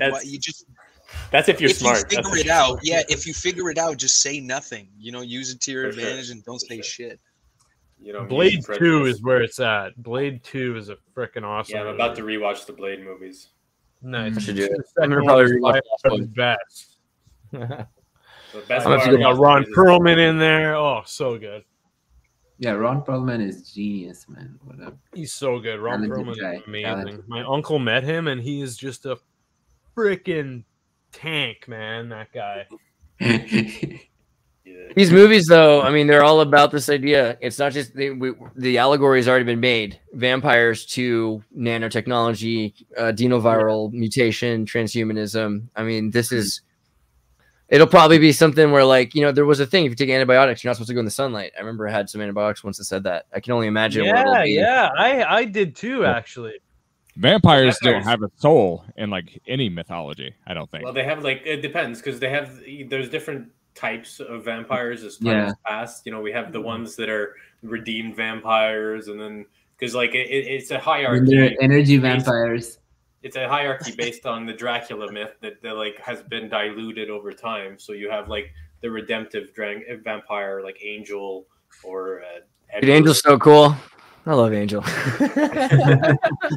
But you know, he actually gets his soul back in the story. Nice. That's the whole. Yeah, it's super implausible though, because you know, imagine you get your soul back, and that's what I liked about Spike. Even though I prefer the Angel show, the reality is when Spike gets his soul back, you know, it sucks for a couple days, but heavy drinking, he's back on his feet, drinking blood again. And Angel is like 200 years later, he's still drinking rats. And you're just like, bro, like, you know, he moved to LA. Like it doesn't take very long to lose your soul in LA. Like, what do you even, I don't know. The thing is just impossible. But you know, like these stories, they're a way to turn us into these sort of mimetic parasites where we're there as consumers and we don't really think about it, because like a low tier vampire, like a low level vampire, is basically a zombie. Like they're just following the whims of the master, and so it's the same idea in terms of a mimetic structure where you become like this sort of drone that just wants to be a weird, edgy. That's all vampires are. They're at the base of the pyramid. They're just trying to fulfill their physiological needs. And that's the lower class of vampire. The higher class are like Dracula. They're the elite. They're the ones who feed off of the collective, as opposed to the using brainwashing and shape-shifting and all these things, you know. The best vampire was what's her face? Kate Beckinsale in Underworld. Yeah, she did a good vampire. Yeah, but she was just sexy. I didn't notice. Pretty cute. Yeah. Kevin over here. I really could believe her character. There is like the Polish vampires called Strigoids, right? We have Dracula 2000. Oh, I love that movie. Oh man, hold on. Polish vampires. What are the Polish vampires called? What is it? Strigoi. S-T-R-I. Basically, they were either Polish or Romanian, something. Strigoi. Yeah, this way, Strigoi. Dang. Yeah. All right, let's go there. Come on, we got this. Internet. Boom. Yeah, that's creepy. Do they have souls or what are they? Because like usually, like Slavic things start out as humans that are so evil they lose their humanity, but they stick. I mean, they stay the soul of what they are. You know what I mean? Yeah. Have you ever read Have you ever read the Zombie Survival Guide? Oh yeah. Yeah. Striga. To scream. Real quick, Zombie Survival Guide. Yeah, very good book. Yeah, it's very useful stuff. It is. Actually. I've seen some Striga in The Witcher, actually, if I'm not mistaken. There's a few references to them. Oh yeah. But yeah, these ones have very little humanity to them. They start to lose their humanity a bit more. They're more like the feral ghouls in Fallout than the vampires we have in our mythology, basically. Yeah, Dracula 2000 does have that sort of like techno mysticism, used magic in order to get to the point. The thing is that in this one, Dracula is Judas. So they make a connection between, like, first of all, it's Gerard Butler, and that's hilarious. But they make the connection between the sign of the cross. That's why he has an aversion to it. He has an allergy to silver because those were silver coins that he got for betraying Jesus. And the way to kill him is you have to hang him. Basically how he tried to commit suicide. And it was an interesting twist on it. It's just the movie's fucking dog shit. But, I mean, but Dracula. Go ahead. They made a recent Dracula movie. That one that with that actor. The first image, BBC, and it was interesting, but they kind of the problem with modern takes on Dracula is they secularize it. So they take out all the religious aspects of it while still having the fucking vampire. And it's like they're neutering all the aspects of the vampire to, I think, hyper normalize them so that we don't think about them as the elite or as the problem anymore. While by the way, so Vince, I like that. Saying, so what's with the vampires and the cross? Because do you know about the curse of the cross? Curse of the Cross depends which. It's basically in Deuteronomy 21, 22 to 23, the Old Testament. Maybe not. Yeah, it's anyone hung upon a pole is under God's curse. Interesting. So crucifixion was actually the symbolic representation of God's curse. Wow, that's crazy. Cross is a cross or pole? Exactly. So you will be cursed in the city and cursed in the country, and then you'll see what's coming. So So this is for someone who gets put on a cross, or someone who crucifies someone. No, you're right. Someone who is put on a cross is the one who is cursed, and the symbology is basically Doesn't he just die? So this is basically, if a man has committed a crime punishable by death and he's put to death and you hang him on a tree, his body shall not remain all night. For hanged man is cursed by God. Okay, so you have to bury him basically. You have to put him in solid ground in order to break. Yeah, exactly. But he's already cursed by God. Yeah, so exactly. It could be it's like a haunting ordeal. Crosses, so perhaps it renders the soul, and anyone who is hung on a tree is under God's curse. 21:23. Wow, that explains a lot about old Abrahamic symbolism. That explains a lot about like Southern American. Well, you know, the American South, their curses. That's insane. That's really interesting. I mean, also so the thing about vampires is the blood, right? So it's not just that they live forever; it's that they're consuming human blood. We do have like True Blood now, which might be a brand synthetic. There might be a generic True Blood by next year. But you know, you look throughout history, and it's always that they were Mary of Bath taking baths in blood. The elite, you know, this article from Smithsonian calling our dislike of cannibalism hypocritical. Looking as there was a guy recently in Germany who was arrested for cannibalism, and they had to release him because there's no law against cannibalism. They had to make a new law about it. I mean, there's laws about killing people, but that's different. And maybe desecrating a corpse, you could probably do something with that, but that's not nearly as bad. But it also had consent, so it's all confusing. And looking back, this was very common at some point. There were, you know. And this is the joke. At some point, theoretically, it doesn't really show where.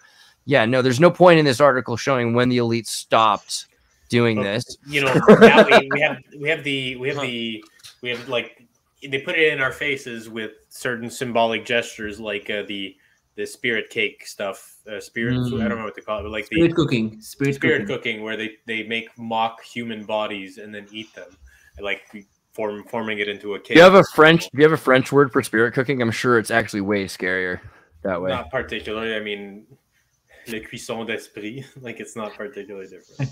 This is adorable. This is an APM for later. That Serbian bitch, man. That Serbian bitch is evil, man. See, now you make more sense that you're a Croat. I just love you more, Kev. That's just so you know, like I mean, we can say that they're not actually vampires. Maybe they don't eat babies. I don't know.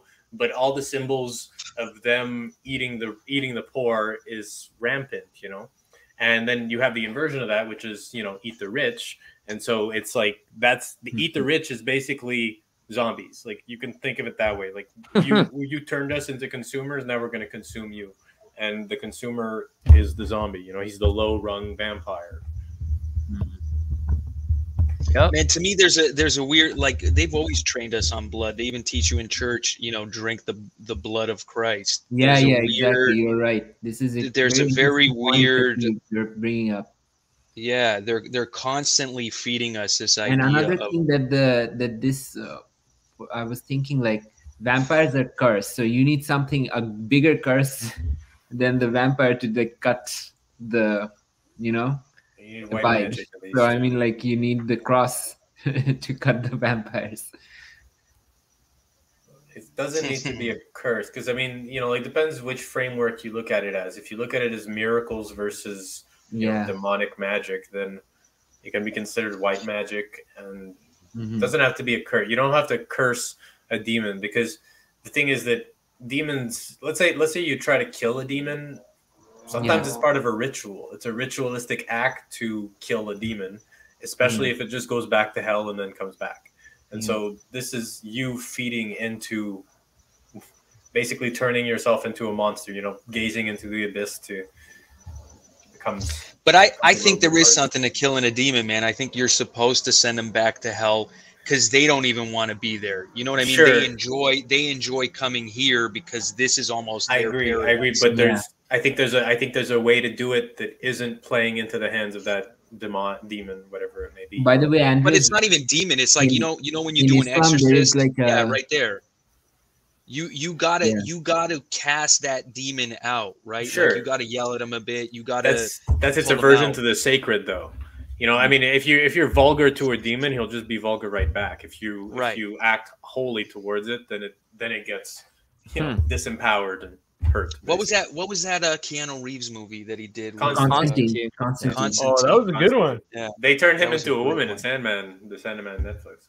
That was a bummer. I mean, I have no problem. Really, I have no problem normally with anything, but I wish they hadn't done that to Constantine. I wish they just used even the British guy because they could continue the series. But all right. Wait, what did they do? What did they do? They turned her into a character called Joanna Constantine because they wanted to get rid of, I guess, the toxic male aspect, which is Constantine. He's a low rung, like, you know, he goes to dive bars and meets demons there, and like he's right. like where. So they get this woman. It's just like, it just sucks. It just ruined it. I mean, I wish it's actually his ancestor in the comics. She's his ancestor from like the 1800s. But now they just made her the main one, and they made her a prude. Also, what a waste! What a waste! She works for the king. She works for the queen. You know, it's just. Sandman's the greatest comic book, but Hellblazer's really good too. And if you look at Hellblazer, right? Hellblazer, and all of the Constantine stuff is just. I mean, he's in the ditch he's smoking cigarettes and he's about to die, and he has to go perform an exorcism. I mean, it's pretty relatable. For sure, it was human. I'll give it that. But yeah, exorcisms are a pretty serious part of this because you got all these people like, how does it start in the movie? She has a Ouija board. She's not going to church. There's no blessing over her. And then yet we're talking, it's like the Catholic Church, do we need the Catholic Church to do this? Or because I feel like if I tried using a King James Bible, it'd probably work. But if I use like an NIV, like pamphlet from the Protestants, I don't think it would really kick the demons out the same. Think, there's plenty of cultures that have had exorcisms before Catholicism came around. And so like, they can be done, shamans can do it, and there's different medicine men for that in different tribes. So to say like, but last year when I went to Croatia, and it's been like 20 years since I went, and I went back to like the hometown and all that shit. I went to Medjugorje where that was like where the kids saw the Virgin Mary in the mountains, and there was a church there, and there was one of the times I went to the church, there was this lady having like this, they were doing like an exorcism on this lady, and it for sure wasn't it wasn't a play. They weren't fucking around. It was like some lady. You could easily maybe just go, she's got a mental illness, but the shit that this lady was saying was like really dark and demonic, talking about like end of time shit. It was very strange, man. It was very surreal to witness. You got Croatians in the chat. Melissa's like, what village is Kevin from? The thing is, man, I'm born Canadian, but my whole family, like I'm first gen Canadian. Everyone I know is from there. He's from the village in that movie, The Village. Right. Well, thank you for reminding me that South Park actually featured Croatia in an episode. That's an amazing fact. And I remember one time I'm here at the Medjugorje with my dad, and we're with my cousin who's a police officer and a Catholic and Croat. And so he's like, my dad's like, oh, wait, there it is. And he points with his finger at the statue. And then my cousin just grabs my dad's hand, pulls it down. He's like, don't point at the Mother Mary. Don't you know you're not supposed to point at the Mother Mary? And my dad's like, what are you talking about? And then every time he looked away, he would point again. And then for the next week, my dad had like chest pains. And I was like, I don't know, man. It felt like a Woody Allen movie. I was like, maybe there's something to that magic. You got to be careful. We're all possessed by lesser demons.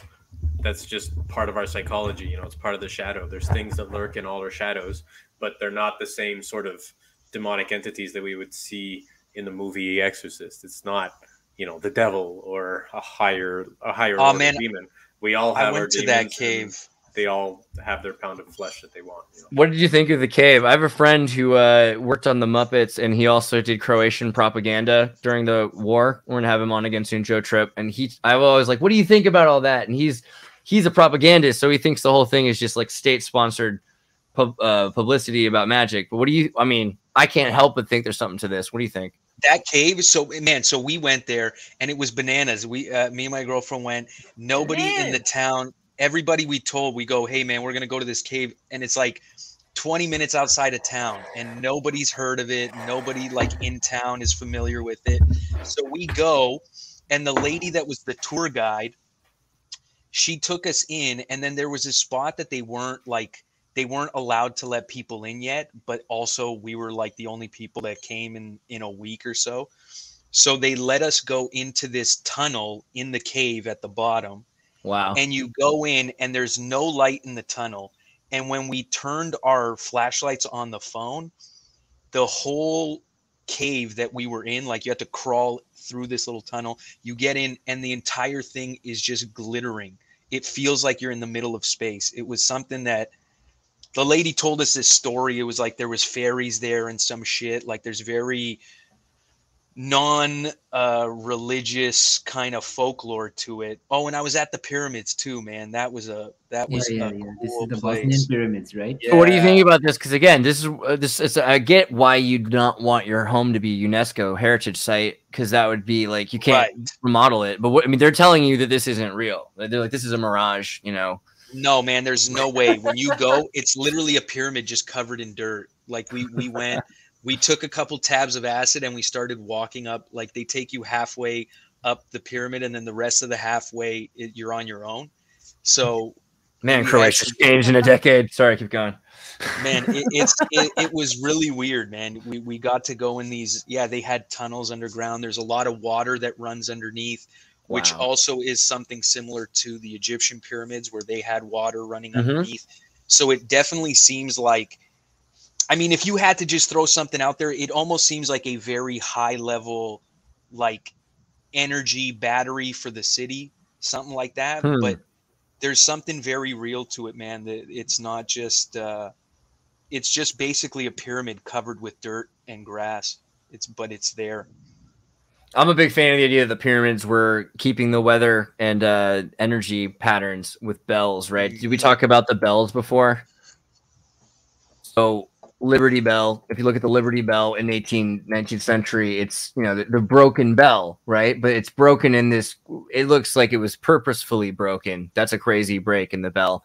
And if you like type in bells 19th century, or if I type maybe in like the Napoleon War, let's see, like war, you can see it's just crazy. These giant bells you find at the end of the war broken. Like, this is the most important thing for them to do, is to destroy all the bells. Why? Well, you know, we just talked about Royal Rife and sound healing.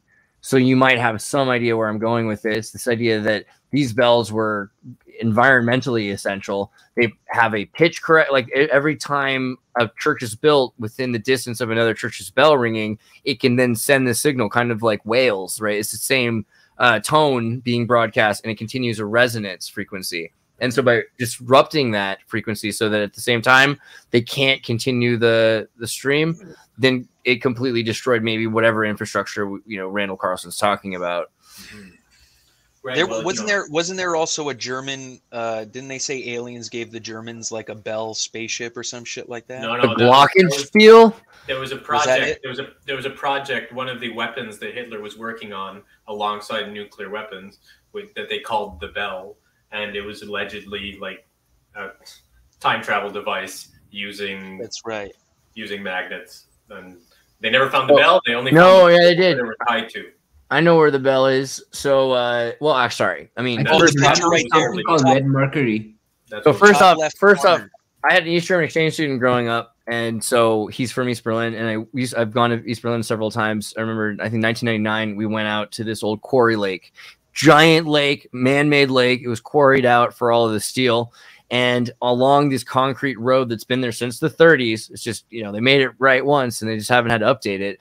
You get to the point of this spot, and this is where the bell was at that point. So yes, you're correct. The bell is no longer there, but a lot of the parts of it are. And if you look at some of the other things like nuclear Hummel, will this work if I type that in? The project. Conspiracy theory is that Hitler ran away with the bell with his girlfriend, and that's it. That's the conspiracy theory, that they used the technology, went back in time, and then they fucked with the timeline, and that's why we are where we are. Dude, Trevor Moore is awesome. I mean, look, if you can't beat them with the nuclear explosions, you gotta like play the long game, I guess, or the meta game, whatever it may be. I don't know if it succeeded. Hope not, but. Oh, that makes me think. You ever watch Tenet? That last what's his name? Tenet, Christopher Nolan. Christopher Nolan movies. Yeah, that one was kind of pretty cutting edge. Temporal technology. Yeah, but that kind of makes sense too if you base it on the fact that, like, you know, people say all time is now, past, present, and future. So if that's the case, there could be a way where you could kind of alter it in real time, and in doing so, you're kind of switching history and therefore changing the future. Right. Look, this is all written. This is all in the fountain. Okay, like, just watch the fountain. You're gonna get. Yeah, yeah, exactly. Also, Sleep Dealer, which ties back into the VR thing as well, because you've got a town in Mexico where the village is just bombed out because they're collecting rainwater, which is illegal. So they have to buy it from Coca-Cola. Then the guy has to make money to buy water for his family. He ends up in Mexico City, where the only job available is cleaning windows in Dubai over VR sets. And while he's working, he realizes that that's all just a cover for them draining his dream. You know, they're taking his dream hormones and they're selling that to the elite. What's that called? What was that one called? That one's called Sleep Dealer. It's in Spanish. It's Spanish? Okay. I think I watched this with my brother. Yeah, it's pretty good. It's one of the better movies come out of Mexico in the last like 5 or 10 years even. It's a pretty great movie. A lot of good movies in Mexico, though. Look at this guy. Freaking nuts. Well, we're about 2 hours deep. Is there anything you want to make sure we cover before we tell you where you can get more of your content? Just scroll back through this stuff real quick. Remember where we've been today. That was a good show. Oh, you know what's great? I missed the whole stuff that you guys were talking about, the assisted suicide. Oh, but there's a funny thing to tie that together. So you know how Canada passed the assisted suicide? They also did an article saying that kids are now going into hospitals for suicide, like treatment. There's a lot more kids being suicidal now than there ever was. And I think it's good timing with this assisted suicide, because then they're going to have reasons to be able to legally kill kids. And babies be depressed. We were just talking about this idea of a mature minor, which is 1 to 12. And so you're saying, imagine the depression a parent's going to have, because if they have postpartum depression, they didn't quite fill out the paperwork and get the abortion in time. It's going to take 365 days until that baby's mature enough, to be euthanized. That is where Look, you gotta sacrifice virgins. Really late abortion. You gotta sacrifice virgins to make Philosopher's Stone. God, but imagine. So I remember Thanksgiving, and this is gonna be a comment last year. Quentin, this kid, he's 9, he was 8 or so at the time, said, I'm thankful my mother didn't abort me. Right. And so then this year, what you can say is, I'm thankful that I'm not too depressed to live. Right. Something like that. Back in my day, we just gave them like sad music and that's it. And they were fine. Move on. True. This is because you can't hit kids anymore, man. Move on with your life. Just slap kids again, spank them, and I don't recommend that, but that's not. I don't think the solution is physical abuse. I don't think that'll cure the world's problems. I mean, it's that or child sacrifices. No, I think what we need to do is we need to empower our kids more. Like, they should all be taking martial arts. They should all be. Every kid needs a neurotic, stressed out Croatian father screaming half the time about something else going on in their life, just so that they can deal. It's kind of like boot camp, and then you're Mr. Pain through, and you're ready to go. If you don't get childhood trauma and like massive issues with your parents, you're not doing it right. That is exactly. With the vampires and like what we discussed, at least in some versions, not having souls.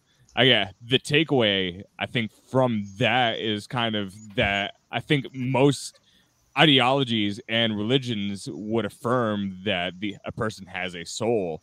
And so the soul as a concept, you could say that all of these societies have interpreted the soul as being meant to be released back into the universe and God. And so like when you become a vampire or something similar, you basically forfeit your contract. You forfeit your contract, so your soul gets released back to where it needs to be released to prematurely. And then you just have that shell essentially keep on Earth for the rest of it. I don't know. I thought that was like a weird line draw. I don't know if that's resonating at all, though. I mean, because earlier today I was talking about artificial general intelligence. So general, I wanted to replace with Geist, right? And so Ray Kurzweil and all these people talking about it. It's the inevitability that they have to talk about the spirit, and everyone's afraid of the word soul. So I feel like Geist is a pretty good one because it's like the gist of it. If you read it really quickly or something, you're like, what's the gist of it? You know, look, all these words, you can replace them, but what we're talking about is what we're trying to point to, and that's the real thing. Call it a soul or not, it's still a soul, whatever that is, you know? We're just mad at Christians, basically. That's all. Right. Yeah, it's weird because Catholic Church, how dare you? Now I don't want to be associated with your words you like. It's like, dude, it's just words. Well, yeah, if you mention soul, it's like, I think there's like a mental code switching that goes on when you use the word soul, because it seems, I think, normalized if we say, oh, vampires have no soul, because in folklore they have no soul. Whereas if we generally bring about the word soul, well, that like pushes the triggers of religious affiliation, to which I think we've estranged that to a certain point. So, right, well, this secularization is like, if vampires don't have souls and souls aren't real, then we don't have souls. Therefore, we're basically like equal to them. So yeah, you know, let's make them our neighbors and our friends and shit while they suck our blood. And like, no, sorry, it's a bad mythological structure. That was a good one. Off the rail. Epistemology, just hold me back. All right. Well, let me pull up some of these things. First off, Ryan had to leave a little early. We missed you, Ryan. Here's his YouTube page. He's got his new book, Fuck Files, the sequel is coming out or just came out. I'm not sure. He just finished it, so that should be done soon. And watching his live is always good, but his videos are amazing. If you don't have an older brother equivalent to Jordan Peterson in your life trying to stop you from fighting with your girlfriend about things that really are just emotional processing missions she should be on herself, Ryan Stone. Ryan Stone's the guy for you. He'll definitely help you out. I love that guy. So then there's and he'll talk about Canada too. We'll get him to do it. And then Jordan, the Divulgence podcast, one of the greatest podcasts in the world. A lot of the talks that are doing on MK Ultra are here as well, but there's some extra stuff that you can find, including his amazing talks with, name some stuff. Ramsey. There's just so many amazing talks here. Yeah, William Ramsey, Donald Jeffries. We've got on Addy right. Ad. We've got you, Exertus, on there. Scott Horton, Lynn Phillip Hodgson. Yeah, man. Troy McLaughlin. We bring on a lot of good people. I got a lot of stuff. Oh, you got Aurora on? I love Aurora. That's awesome. I've got Aurora on twice. We're gonna bring her back. She's great. She's a great. Yeah, she's cool. Show. Yeah, I mean, I'm working on a lot of stuff, so I haven't been releasing as much as recently because I'm working on stuff. But make sure to subscribe because I'll be dropping a lot of interesting stuff coming up soon. So, absolutely, Divulgence podcast, top of the top, and then Vincent Smith. Help me spell your name right. Find your YouTube channel. I know you're here. Artiste. Yeah, what's your artist page? On that one, it's I made a channel called the Burning Sage Saga, and I'm still growing it. You know, I posted another song in there, but right, guys, brand new YouTube channel. Help him start the trend of subscriptions. Let's get some of it. You know, let's get 1,000 of you to subscribe, so this guy can be like, oh, okay, and then he'll start posting more stuff on there. Similarly, his YouTube is connected to his Facebook. He does a lot of really cool art. We're gonna have to go into that a little deeper one of these days, talking about AI, Midjourney. Great. Some really cool stuff. Saqib is also part of the mid-trip Facebook channel, so it's kind of like, you know, like it's a group devoted to making AI art, and you have him and Sam that are like proficient at this. Sam's making really amazing things, but for me, it's like I'm in there as a traditional artist, so it's like I'm there to learn, basically to watch the AI evolve and perhaps turn it into a useful tool somewhere down the line. Although, you know, I've been drawing all my life, so it's kind of, it hurts the little ego a bit to have someone be able to generate just ridiculous art at like a pace that is unheard of.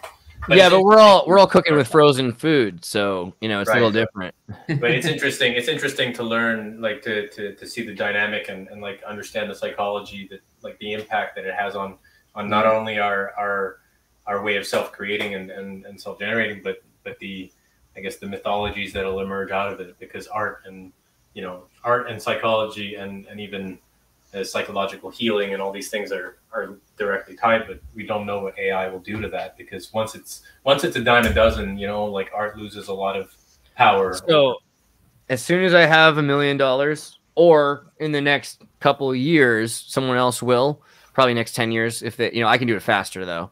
You can find my comic if you want, bro.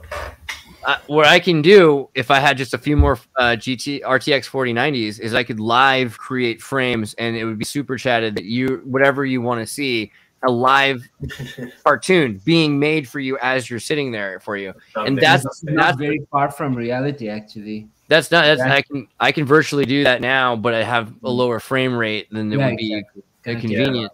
But yeah, you give me a little time, and in the future, that's what everyone's gonna have. Most media will be not rerun; it'll be created live on the spot from out. Look, if you ask me to make something, I could probably make something. And like, there's a difference between what I can make and what you can make using AI prompts, because prompts are limited by language, while I can actually try to have something beyond language be manifested rather easily. It's hard to be precise with like AI art, because it has to understand what you're saying. While for me, like I'm pretty proficient with the English language, more so than a machine. I'm gonna have to help you one of these days with im to im. Did you ever do this before? Image to image. I know Sam uses this a lot. So what you do is you say, like, I want to have a picture of this, your description, and then you draw like I want this line here, and then this is where it's happening, and then this comes out as the the replacement for it. I've seen so many great examples of this where, you just draw a little spot on the page to seed it with. For sure. I'm super scared to look any further into this. It looks like it's going to get it gets very weird. Internet's dark. It's a burgeoning medium, and it's nice to see its evolution. I look forward to see it go well beyond where it is now. Tomorrow, I'm going to be releasing a video that is an interview with my buddy Visa from Nigeria, and about 80% of it's going to be AI art that I did of Nigerian tribal art, which is using Klimt and some psychedelic 60s stuff and surreal German stuff from the 20s as inspiration. So that will be cool. And also American Time Machine, Kurt, one of my favorite people in the world, one of the greatest musicians, who wrote my favorite song, I Almost Had a Girlfriend, which is on the Witchcraft album. Yeah. Almost Had a Girlfriend. It just has a Pete and Pete kind of Polaris vibe that keeps you alive, And it's a really, the music hits you in a spot. Clussy, Atlantis, Peter Pan. It's all my favorite stuff. I mean, if you want to know what I'm thinking, listen to American Time Machine. But that's not all I'm thinking. I'm also listening beyond American Time Machine. I take a lot of time from my buddy Kevovich Soldovich right here. The Croatian sensation, the Dalmatian Croatian sensation, sold out for freedom. Beautiful artwork, amazing recording, hand drawn the old-fashioned way. Right, my boy. But very soon they'll just sew hands onto robots, and so you know what I mean. It's kind of like the Made in America thing with like the Filipino islands. Yeah, but this is real. No, that's not from robots. This is from humans with human hands. It's like FUBU. Who, something like that. Hoo-ha. I like Google Paranoia, Grim Future, Robot Brothels. That was the one I say before. Get this track. I'm going to put this in the description. Make sure you're checking out Kevin. He's a Croatian. You got to wonder what he's thinking, right? So, and also on the Instagram, you can get on his Instagram. You can kind of follow the stuff he's doing, because he's doing a lot of the real thing. He's out there. He's making moves. He's in real life. You can find him if you're in California. You can see him live, and then he travels. So yeah, live with Kevin. I do buy the album so I don't have to do stuff online, please. I don't want to exist digitally. Right. Yeah. So in the meantime, he'll be forced to grift here, but you'll find your way. You'll find your way into his heart. And then buy my merch. I guess that's kind of. Is there anything I'm missing there? Oh, Sakib, do you want me to pull up something for you? Just my Facebook page is enough, I guess. Can you link it in the Yeah, wait. I think it's just SAKWB. You did that interview not long ago.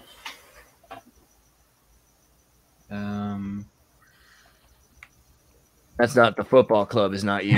No, it's SAKWB. Right in the Facebook search.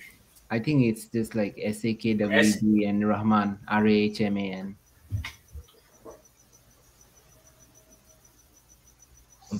Bum. Search. Yes, it's double E. Vanya.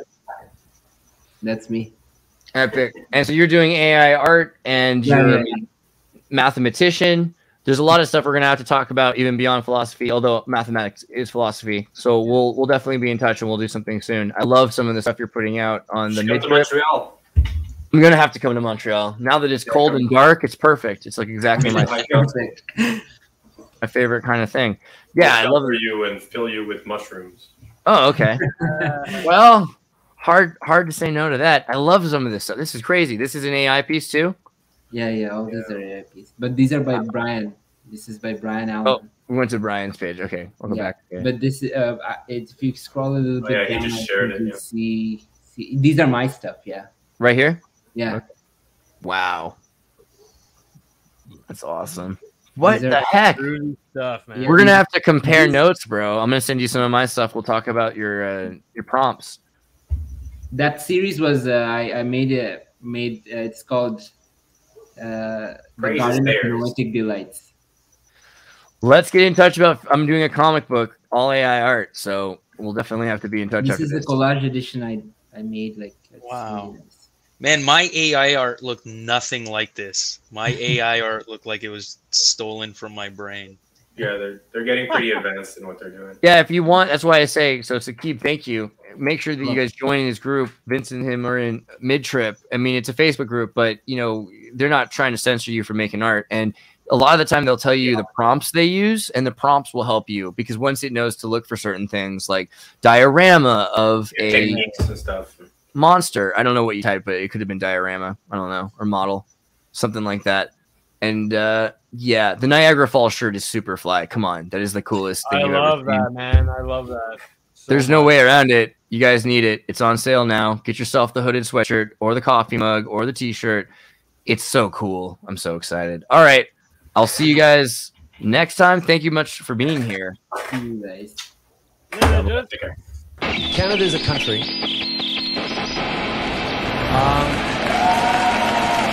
Waves of people came to this country, were welcomed by the folks who have lived here for millennia, the First Nation. And built this society with waves of people fleeing religious persecution, fleeing tyranny, fleeing to try and build a better life for themselves here than they had back home.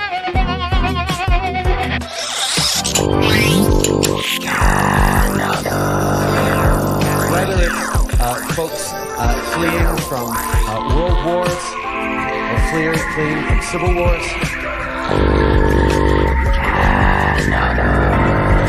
these people always want the same thing: to be able to live in peace,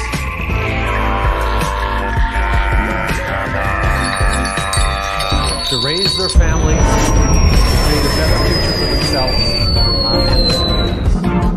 And that is what generations created this extraordinary diverse society we have. Now, Canada remains one of the only countries in the world where citizens are, by and large, positively inclined. And one of the reasons we are that way is because Canadians have confidence in our